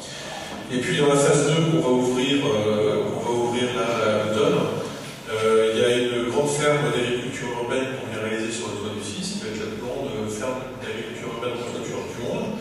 C'est 14 000 m² de culture qui vont être là, avec des ventes au circuit court. Et il y a des espaces qui vont être également ouverts au public sur cette toiture. Pour le coup, ce sera a priori, ça va être un perchoir qu'on va mettre ici, qui en fait, ça va être un concept qu'ils appellent 0K. En fait, qui va être un espace de restauration, qui est basé sur des circuits courts et qui vendra en particulier les produits qui sont produits directement ici. C'est le bâtiment 6, c'est celui qui est en construction actuellement. C'est celui qui est en construction. C'est mon pavillon qui est en construction. Le long de la porte derrière. Vous avez actuellement en construction, vous avez le pavillon 6 qui est ici, qu'on voit très bien du périphérique. Et vous avez deux hôtels qu'on voit ici et qu'on voit bien sur la rue de la Porte de la Plaine. Alors tout à l'heure, il y a M. Passieux qui disait effectivement sur le budget participatif, refaire la vue de la Porte de la Plaine avant qu'on ait terminé les travaux, c'était un peu dommage parce qu'on aurait tout recassé. On a voulu aussi synchroniser pour la question aussi. La finalisation de la vue de la Plaine avec la réalisation des hôtels qui vont ouvrir en septembre et en octobre. Donc vous avez un Mama Shelter qui va être ici et un Novotel qui va être ici. Et la traversée pour répondre à la question de alors, les traversées, les traversées, il y a effectivement déjà une traversée qui est ici, il faut passer par le toit du Seine, c'est pas génial. Mais on va finir le sujet. Le principe, c'est surtout pour les gens de la traversée qu'on imagine ici, c'est une nouvelle traversée qu'on va venir ici, pour créer là. Donc, on crée une entrée directement depuis ici, et ici, créer une passerelle. Comme on va venir ouvrir en fait les terrasses logistiques ici, et en fait, on va réutiliser l'ancienne cheminée et la grande rampe, il y a une grande rampe circulaire qui est ici. Actuellement, il y a la chaudière qui va être démantelée. Et donc, à la place de la chaudière, on va faire un parcours plutôt artistique. Et donc là-dessus, ça fera partie d'ailleurs de la concertation. Vous aurez la possibilité de faire des propositions sur le sujet. Mais on imagine un parcours plutôt artistique et ouvert largement pour les riverains qui passeraient sur le côté du pavillon 7 et permettrait de rejoindre l'allée centrale. Voilà. Et ensuite, ce qui va ouvrir là très prochainement, c'est qu'il va y avoir une connexion entre le pavillon, sur le côté du pavillon 6, avec une passerelle qui va être réalisée, qui va permettre de rejoindre l'intérieur par l'exposition et d'y rentrer directement à partir d'ici, plutôt que de passer par le fer. Donc ça va concerner le quartier principal. Ça va concerner plutôt le quartier qui est ici. Oui, le principal est ici. Voilà, je ne sais pas, il y aura un autre épisode ici qui va être reconstitué, qui existait existait déjà. Enfin, oui, mais elle existait, mais là, il faut quand même être bien requalifié. Avec une entrée parking, il me semble. Pour la visite du 4 avril, monsieur, oui, quelques précisions. L'heure de rendez-vous. Alors, ça va être en fin de journée. Pour information, sur le site internet de la mairie de Montréal, toutes les informations concernant sa facilité qui est accessible à la page d'accueil ici, la restructuration de la soie. Voilà. Et à l'intérieur de cet article et sur la dernière salle, vous avez l'adresse internet sur lequel vous avez toutes les explications, toutes les dates. Le nom des coups, etc. Il y a plusieurs dates avec des choses différentes. Il ne sera pas nécessaire de s'en servir. Donc, concertation phase 3, alors c'est petit, hein. C'est un HTTPS, concertation-phase3.jeanparle.net. Voilà, mais ça on vous le donnera, on va peut-être vous le donner. On retrouve les coordonnées sont sur le site de la mairie, c'est ça? Oui, à l'entrée. Oui, alors il va y avoir une grande campagne de communication de manière à ce que l'ensemble des gens puissent avoir l'information d'abord où est-ce qu'ils peuvent aller et quand, et de manière à ce que vous puissiez peut-être tous associer. Donc c'est une concertation qui se fait dans le cadre d'une... C'est encadré par la Commission nationale de débat public, la CNDP, qui a missionné un garant. Et ce garant, sa mission en particulier, c'est de s'assurer que la concertation est faite dans les règles de l'art. Voilà. Oui. Le micro, oui, madame. Levez-vous, s'il vous plaît. J'aurais encore une question concernant les parkings riverains. Les parkings, pardon? Les parkings riverains. Les parkings qui étaient réservés aux riverains sont par des expositions. Il y en a qui sont restés pendant très longtemps, il y en a qui, pendant les travaux, ont été envoyés au parking de l'hôtel Mercure. Donc je voulais savoir, dans le nouveau parc des expositions, effectivement, est-ce que vous avez toujours des places de parking pour les riverains? Et la seconde question, c'est à quel tarif? Parce qu'auparavant, il y avait un tarif préférentiel, dans la mesure où le parc, effectivement, cause beaucoup de désagréments aux riverains. Et on le voit réapparaître depuis quelques mois, depuis les travaux. Merci. Donc il est prévu de la même façon qu'il y avait une zone VIP, on appelait la zone VIP dans le parking du USC. On a reconstitué cette zone-là avec des conditions qui sont comparables à ce qui était fait avant la démolition du parking. Il y a un nouveau parking qui est en train d'être construit, qui va être ouvert à l'automne, octobre ou novembre. Et donc on va revenir vers les gens qui ont dû se déplacer, je pense, d'ici l'été, pour leur proposer des millions à tarifs préférentiels. Merci. Micro, s'il vous plaît. Ah, pardon. J'ai une question par rapport à la ferme dont vous parlez. C'est une ferme qui va être conduite par qui? Est-ce qu'il n'y a pas de jardin partagé? C'est en bio? Qu'est-ce que c'est? Merci. Bonne question. Tout à fait, excellente question. Alors, on a choisi un opérateur qui s'appelle Agripolis, qui est une start-up qui développe un système d'aéroponie sur des colonnes verticales. Donc c'est en fait met en place des grandes structures en bambou. Il pend des colonnes de culture sur un matériau recyclé, un certain nombre de plastique recyclé. Et en fait, sur chacune de ces colonnes, il y a 3500 colonnes. Et sur chacune de ces colonnes, il y a 50 cours. Sur chaque cours, en fait, il va pousser, alors il va pousser un peu de tout, des légumes, des plantes aromatiques, un peu de tout. Donc ça, c'est la partie, je dirais, productive. Et on a voulu nous choisir un opérateur de culture urbaine qui avait un vrai modèle productif, parce que vous avez beaucoup de gens qui font de la communication. Et nous, ce qu'on voulait justement, c'est que des gens qui produisent vraiment, et on voulait que c'est du sens, en fait, cette plateforme. Ensuite, il y aura effectivement des jardins partagés qui vont être opérés par une société qui s'appelle Culture en Ville, qui seront proposés aux riverains également avec via un abonnement. Je ne connais pas encore exactement le tarif. Mais de la même façon, ils vont faire une campagne de communication des riverains pour commercialiser les carrés de culture parisienne. Donc ça, c'est bien prévu. Merci. C'est dans le micro, c'est les animaux. Malheureusement, il va durer pas d'animaux. Merci. C'est sympa pour les enfants, les animaux. Donc, Mitterrand, s'il vous plaît. Oui, bonsoir. Une petite question, puisqu'en fait, Paris est aussi acteur du projet Triangle. Est-ce que vous pouvez nous dire un petit mot sur ce projet-là? Alors, c'est pas forcément sujet, bon, c'est au milieu du projet.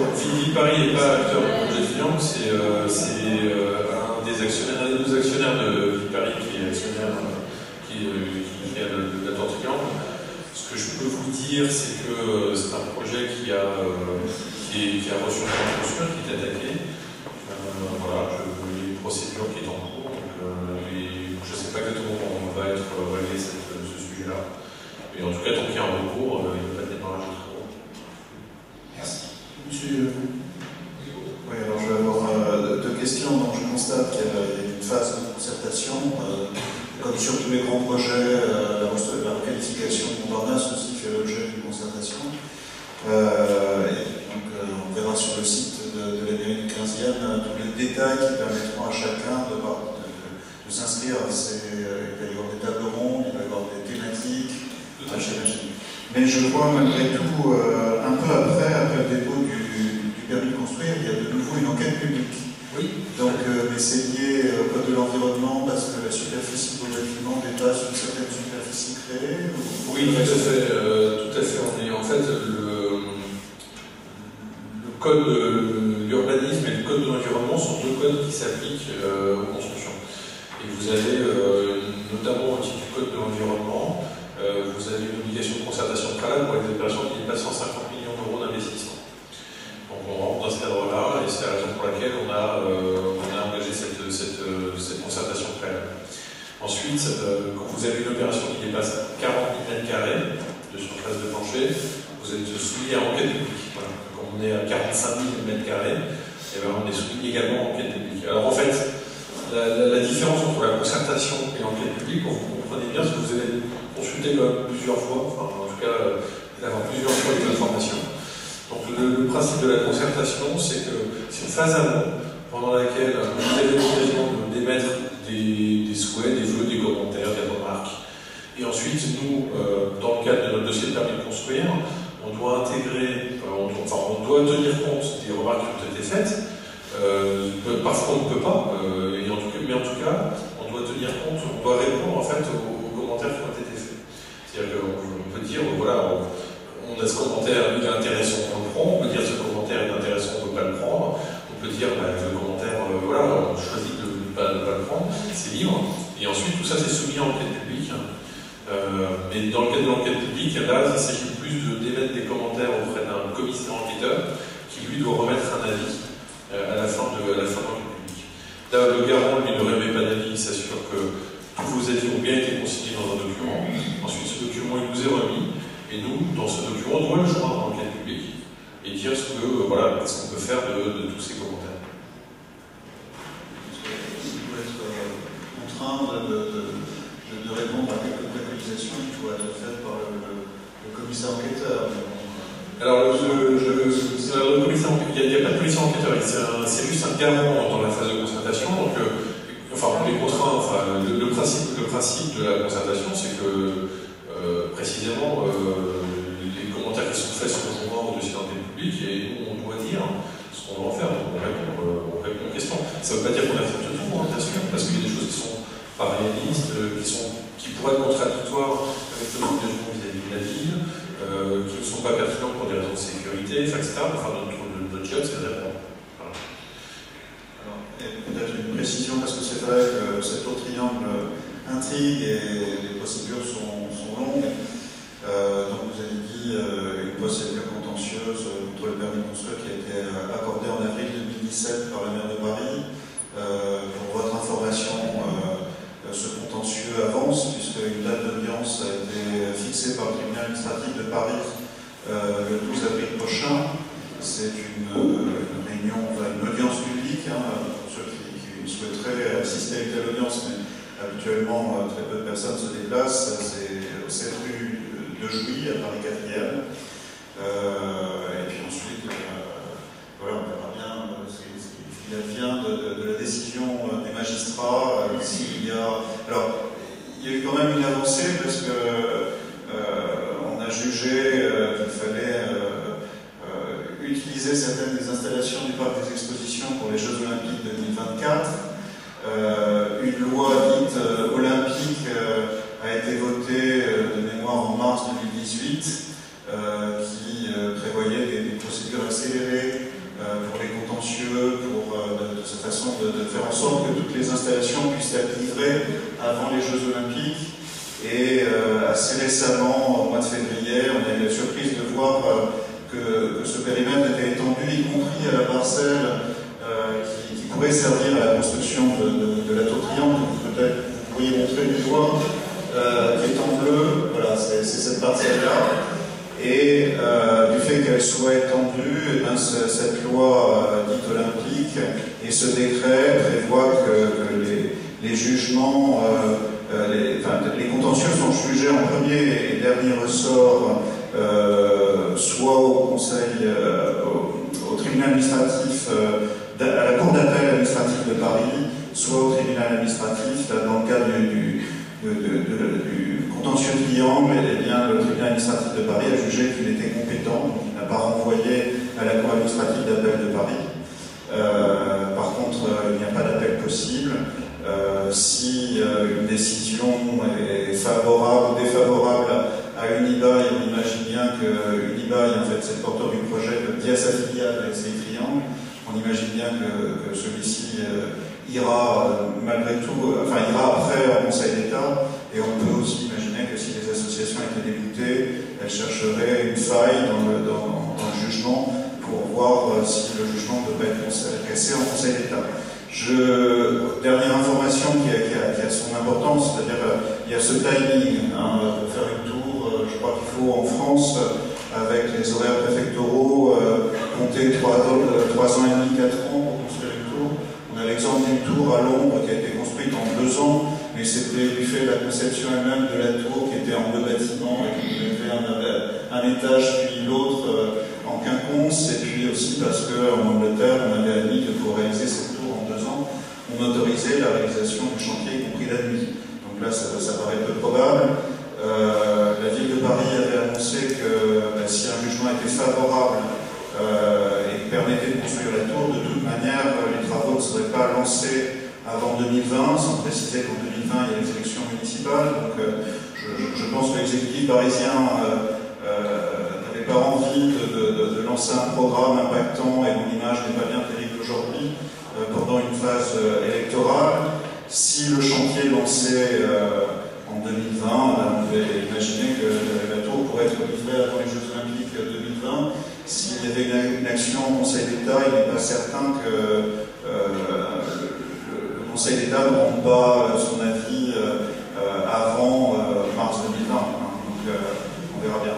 Par contre, si le jugement, et pour terminer, si le jugement était cassé en Conseil d'État, il faudrait reprendre à zéro et probablement repartir sur un projet de Triangle 3 avec une société Unibail qui a peut-être encore envie de la construire, et à ce moment-là, peut-être des politiques qui n'auront plus du tout envie de entendre parler de la tour Triangle. Merci, monsieur. Oui, monsieur Meunier. Bonsoir. Le dossier d'enquête publique technique, il est différent du précédent? Alors, non, en fait, vous avez fait des dossiers monumentaux. Oui. Je ne sais pas ce que vous pouvez rajouter plus par rapport aux 2 enquêtes publiques, 3 enquêtes publiques antérieures. Vous avez raison, en réalité, c'est la 3e fois que vous êtes consulté sur le même dossier, puisqu'en fait, à chaque fois, on a intégré la totalité des 3 phases dans le dossier d'enquête publique. Voilà. C'est la réglementation des rendements, on a dû le faire, on le fera, mais vous avez raison. Voilà. Et on adaptera en fonction des dernières évolutions du projet et de ce qui aurait été intégré suite à la concertation. Ce sera ça l'intérêt. D'autres questions dans le public, s'il vous plaît? Écoutez, merci monsieur Ollier pour votre intervention, très enrichissante.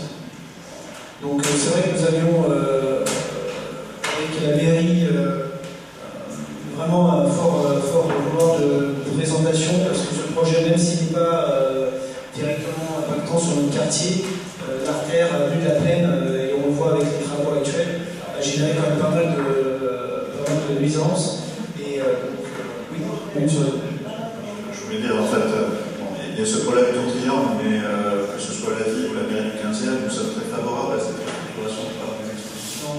belles choses sont réalisées, des accès, des végétalisations, une toiture de 14 000 m² qui va être végétalisée en agriculture urbaine. Donc par rapport à l'apparence il y a quelques années de ce parc des expositions qui était vieillissant, qui avait besoin d'être modernisé pour permettre à ce parc qui a le leadership européen. Donc c'est important pour la ville de Paris, notamment en termes de redevances. Donc on est très heureux de cette modernisation du parc des expositions. Voilà. Merci M. Rigaud. Merci à vous M. B. Merci de votre présence. On va faire appel à vous si besoin. Nous allons passer au dernier point qui est donc, et là plus précisément qui va vous concerner puisque c'est s'agit du budget participatif versus 2019. On va démarrer un petit slide. Alors en aparté, j'ai fait un petit point tout à l'heure, j'ai pris un petit peu de temps pour revenir sur les propos de M. Rigaud. Je tiens à vous remercier, j'ai vraiment à vous remercier, nous, au conseil de quartier, parce que nous sommes l'un des plus gros tributaires de projets émis auprès de la mairie via le budget participatif. Encore une fois, on va encore être à l'honneur cette année, puisque je crois que sur les 189 dépôts effectués en 2019, nous en avons 24 qui concernent notre quartier. Soit on a 10 quartiers, donc imaginez la moyenne que nous avons, donc en règle générale on a 20 à 30 projets, et parmi ces projets nous en soutenons à longueur d'année, nous les soutenons au mois de septembre quand il y a également les votes en action, et l'an dernier, pour mémoire, sur la 17 ou 18 qui ont été retenus par la mairie, 6 concernaient notre quartier.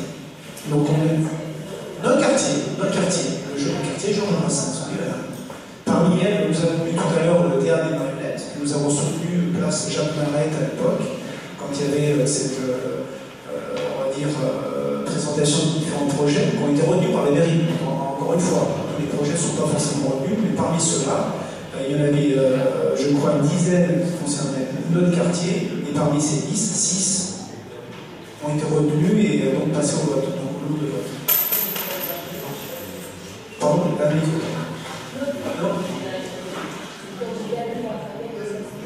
Ah oui, il se passe toujours quelque chose, tout à fait. Donc avec Laurence qui va nous faire défiler, donc voilà, pour rappel, sachez qu'un gros investissement nous est dédié au budget participatif, puisqu'il représente 25% du budget, soit l'équivalent de 426 millions d'euros. Je crois que rien que pour les théâtres des marionnettes, c'est en plusieurs centaines de milliers d'euros qui ont été dédiés à ce théâtre, qui en avait bien besoin d'ailleurs. Donc nous œuvrons nous aussi au sein du conseil de quartier pour essayer d'apporter avec les habitants et nous des idées. Donc j'ai checké aujourd'hui ces différents projets. Donc certains concernent à la fois le quartier en lui-même, mais certains peuvent également migrer dans toute la ville de Paris. On parlait de coulées vertes tout à l'heure, ça peut être lié déjà bien partagé. Donc certains projets comme c'est indiqué, parisiens, ou vraiment concernant l'arrondissement lui-même. Et encore mieux le conseil de quartier. Donc là, vous visualisez, puisque là, sur les premières sessions, en 2014, on a le budget participatif qui ont été lancés. Donc là, alors, ils ne sont pas inclus 2019, j'entends bien.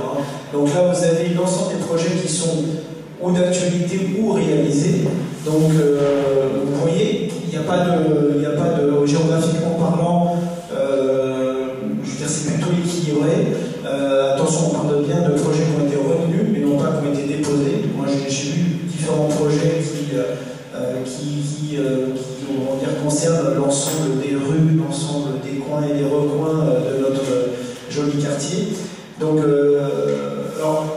c'est vrai que le parc Georges Brassens est très impacté, en tout cas les environs du parc, les travaux en cours, les travaux à venir d'amélioration, la petite ceinture, la coulée verte.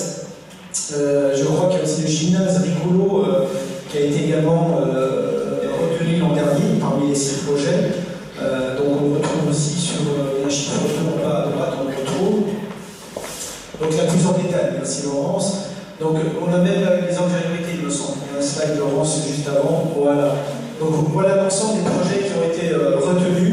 et qui seront en cours on va dire dans les mois et dans les années qui viennent. Vous avez compris, des prises de décision mettent du temps parce que voilà, il y a différents, on va dire, caractères techniques, de faisabilité. Donc on va retrouver l'ensemble des projets qui sont déjà actés, qui sont déjà en forme. Et je souligne aussi, puisque je profite de la présence de M. Nicolas Jean-Bert, que lui-même également, au nom du conseil du quartier, a également fait des dépôts sur la session 2019. On peut passer au slide suivant, s'il te plaît. Merci. Donc voilà, vous avez retrouvé pour plus de précision sur 2018. Voilà ici. La slide, je crois qu'il en manque un, mais bon, on a les points principaux. Donc la modernisation du théâtre, les marionnettes, le gymnase sportif rigolo, dont j'ai cité.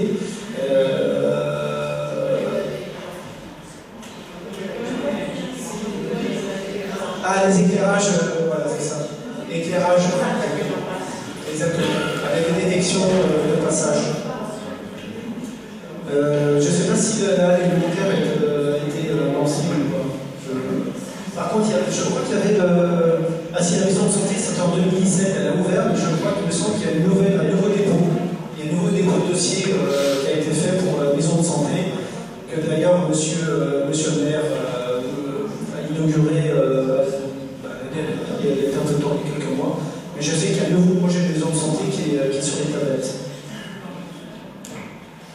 Donc toutes ces idées émanent, je vous dis, au des habitants, nous, conseil de quartier, nous, adjoints au maire.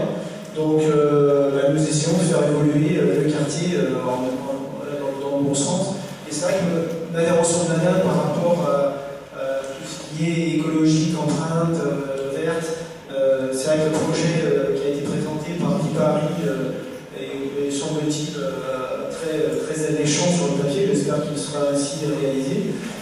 Mais c'est vrai que le plan de Georges Brassens, avec toutes ces parties de verdure croisées, va encore, je pense, apporter encore un fort succès, parce qu'il y a quand même beaucoup de monde qui l'alimente, on va dire.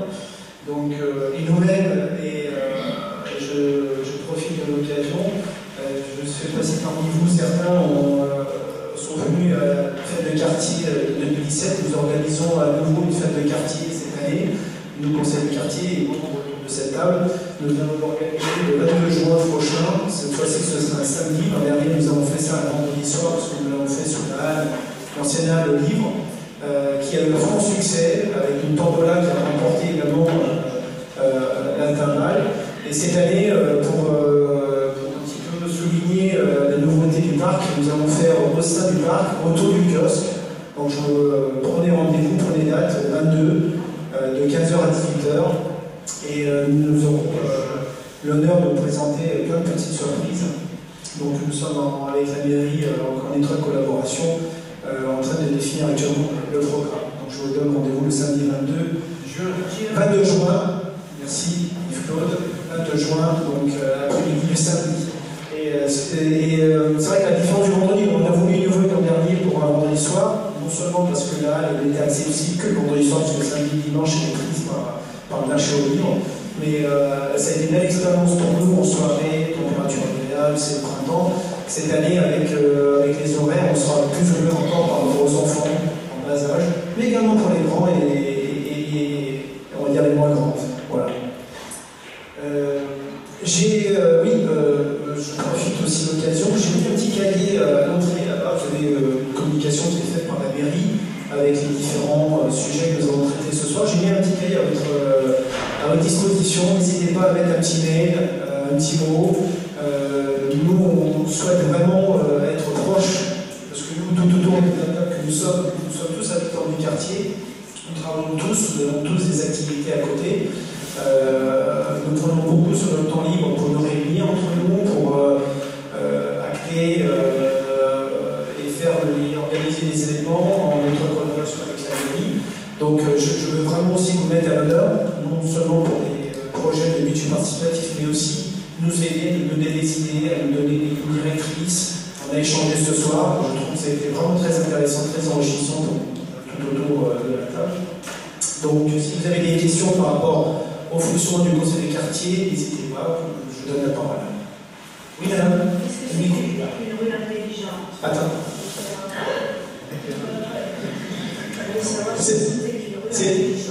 Les rues intelligentes, on l'a dit tout à l'heure, on précise, c'est les habitants qui vont la rendre intelligente. C'est-à-dire que Laurence le précisait, pour les questions d'énergie, en tout cas l'électricité énergivore, donc avec des détecteurs, des rues intelligentes, voilà, c'est de joindre l'utile à l'agréable, c'est-à-dire le numérique avec. Oui, tout à fait. Une autre question dans la salle, s'il vous plaît.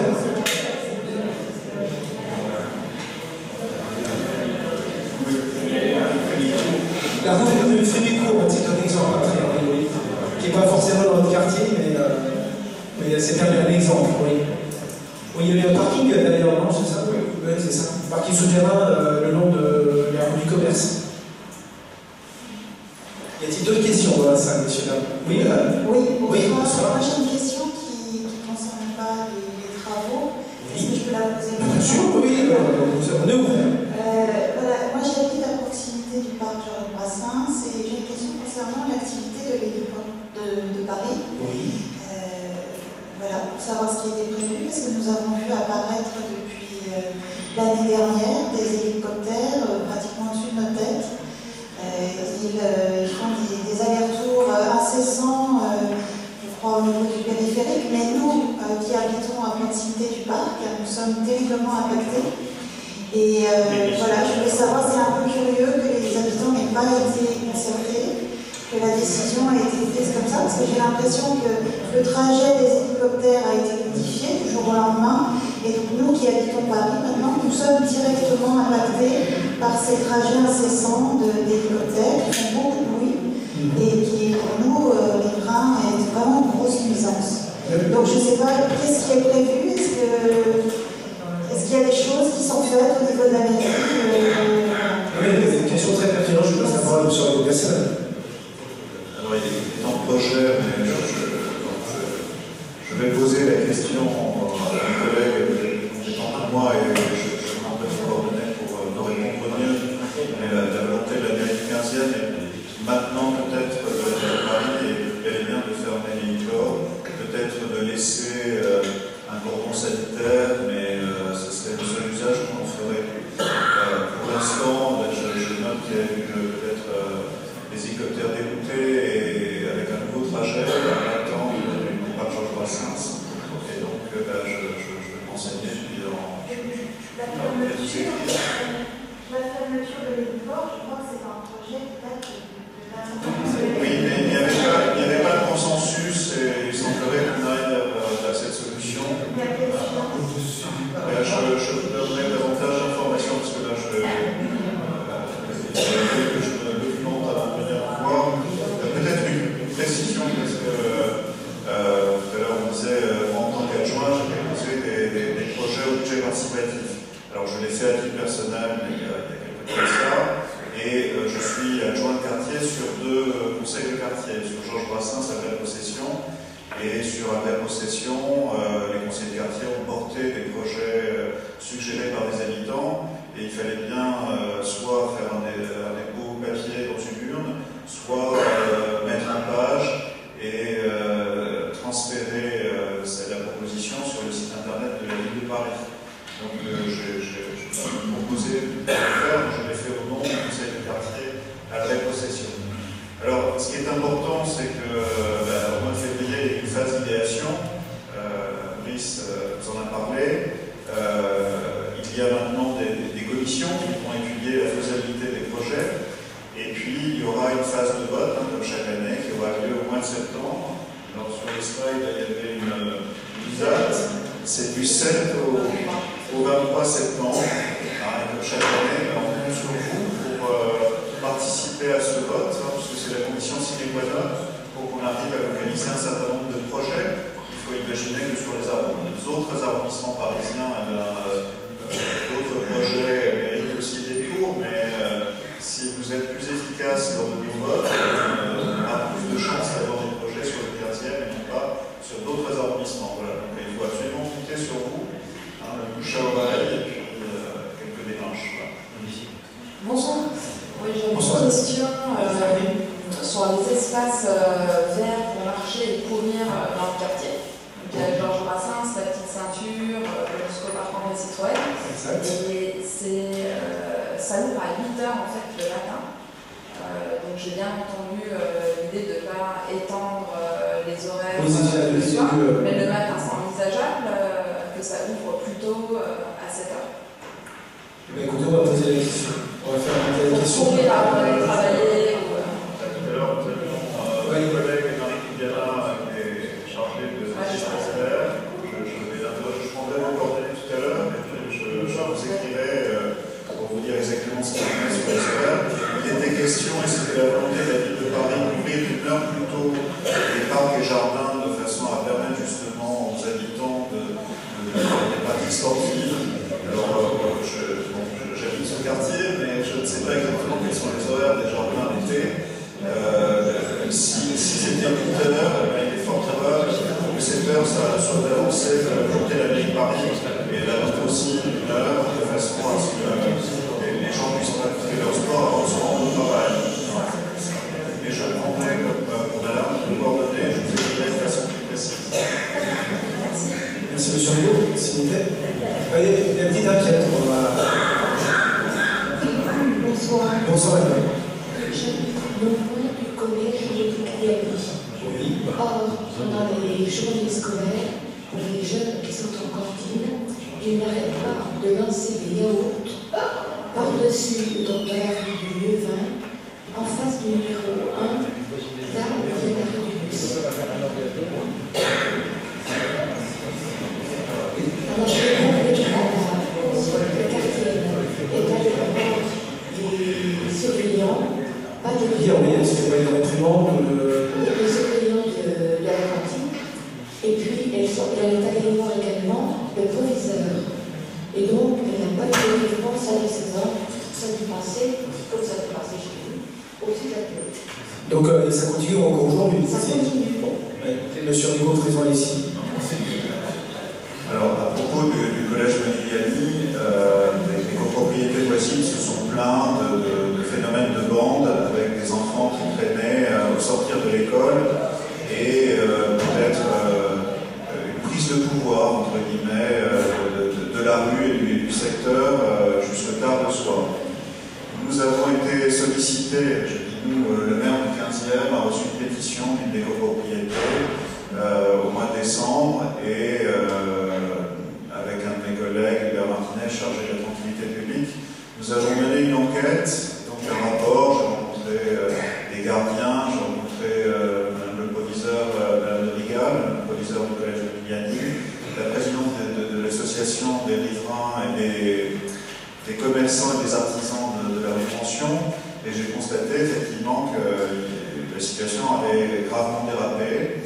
Des rapports ont été transmis, mes rapports ont été transmis au commissariat de police, et le commissaire Damien Vallot, le nouveau commissaire de police, a débloqué des moyens humains. Donc, pendant plusieurs semaines, des vététistes policiers sont venus se poster devant les entrées de certaines copropriétés qui étaient très impactées puisque les enfants rentraient dans ces immeubles.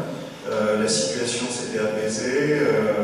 Voici 2 jours, j'ai été invité par le conseil syndical de cette grosse copropriété qui est juste en vis-à-vis de l'entrée du collège Modigliani. Il semblerait que pendant les vacances scolaires, les enfants de nouveau aient pris mauvais pli. Donc je vais me renseigner et voir s'il y a lieu de solliciter de nouveau cette présence policière.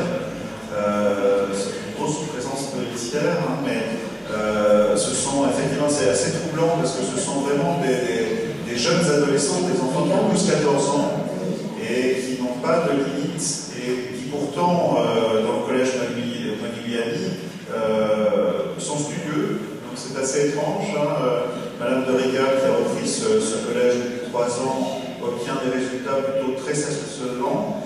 Il y a des dispositifs qui ont été mis en place pour tenir compte d'une population peut-être c'est un secteur qui s'est paupérisé. Hein.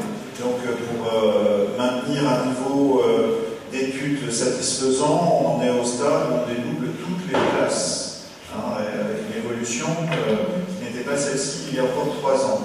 mais ça porte ses fruits. Il faut savoir aussi que dans les collèges, on pourrait imaginer que les enfants sont livrés à eux-mêmes, mais non, le rectorat prévoit tout un parcours en éducation civique où il y a plusieurs thèmes avec des policiers qui visitent les écoles, mais quand ils sont en dehors du collège, ils se lâchent et malheureusement, peut-être avec de mauvaises habitudes, ont tendance à vouloir prendre le pouvoir et importuner les gens en fait. Parce que ils envahissent également les lazaris.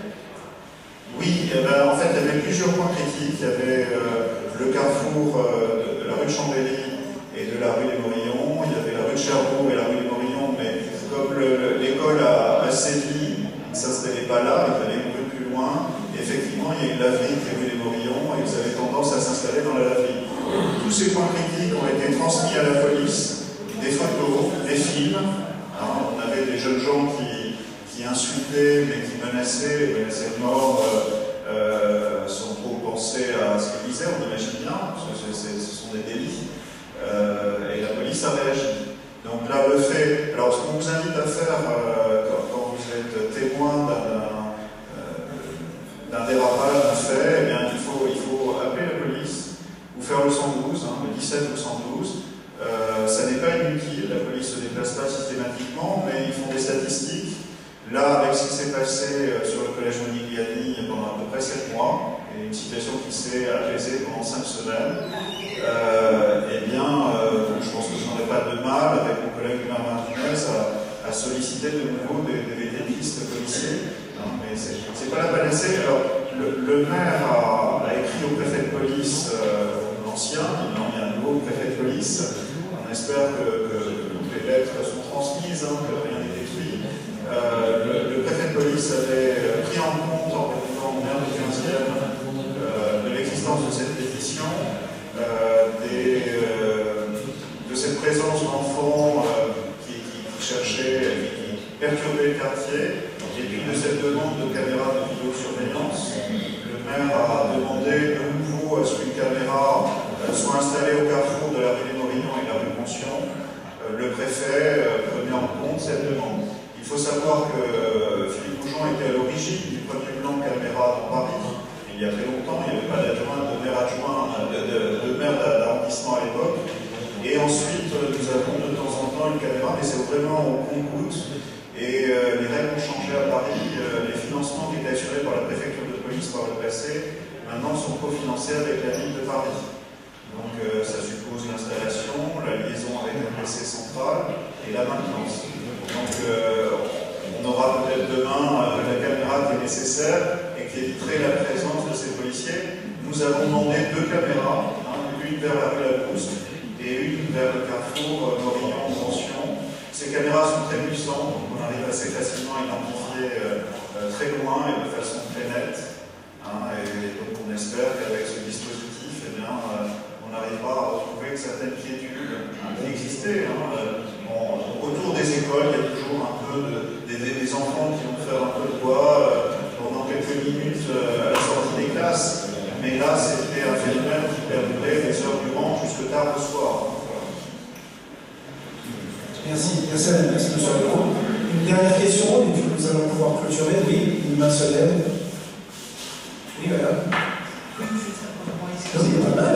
Je voulais revenir sur la réunion organisée par Paris Habitat et à laquelle M. Goujon était présent. La dernière réunion publique, vous voulez dire non, c'était pour l'annonce des travaux qui allaient être faits par les expositions et rue Jean Sicard, un peu plus loin. À la lecture, M. Julien nous avait dit qu'il mettrait son veto. Je n'ai pas compris pourquoi, mais est-ce que c'est uniquement lié à la répartition de son électorat et de la surcharge de loyers sociaux? En ce qui nous concerne, moi j'ai découvert que, en fait, la ville de Paris se dessaisissait pendant 60 ans de son patrimoine pour le transmettre à Paris Habitat et pouvoir ainsi récupérer des fonds passer et nous faire passer en logements sociaux. Et j'ai aussi découvert qu'en passant en logements sociaux, non seulement on va perdre un confort phénoménal, mais ensuite nous allons avoir des augmentations de loyer tous les ans fixées par l'INSEE selon l'indice du coût de la construction. Alors je ne vois pas pourquoi, moi ça fait pas très longtemps que je suis là, ça fait 6 ans, on a eu une augmentation une fois, sans être classé en logement social. Là, en logement social, on va être augmenté tous les ans. J'ai l'impression qu'ils s'étalent sur le domaine du privé, c'est pour ça que même dans le privé, moi qui viens du privé, Voilà, c'est le même alignement que le privé. Donc je voulais savoir la position de M. Boujon, avec son opposition, parce que ça nous a été vendu, c'est très simple, pas d'augmentation de loyer, les loyers vont même baisser, etc. Ça me semble ahurissant dans un futur proche. Je vous invite à venir nous voir dès la clôture et à ce moment-là, on pourra noter la question et poser la question directement dans le sujet. Merci infiniment. Écoutez, je vous remercie d'être aussi nombreux ce soir, d'avoir participé à cette réunion. Et je vous dis à très bientôt. Bonne soirée.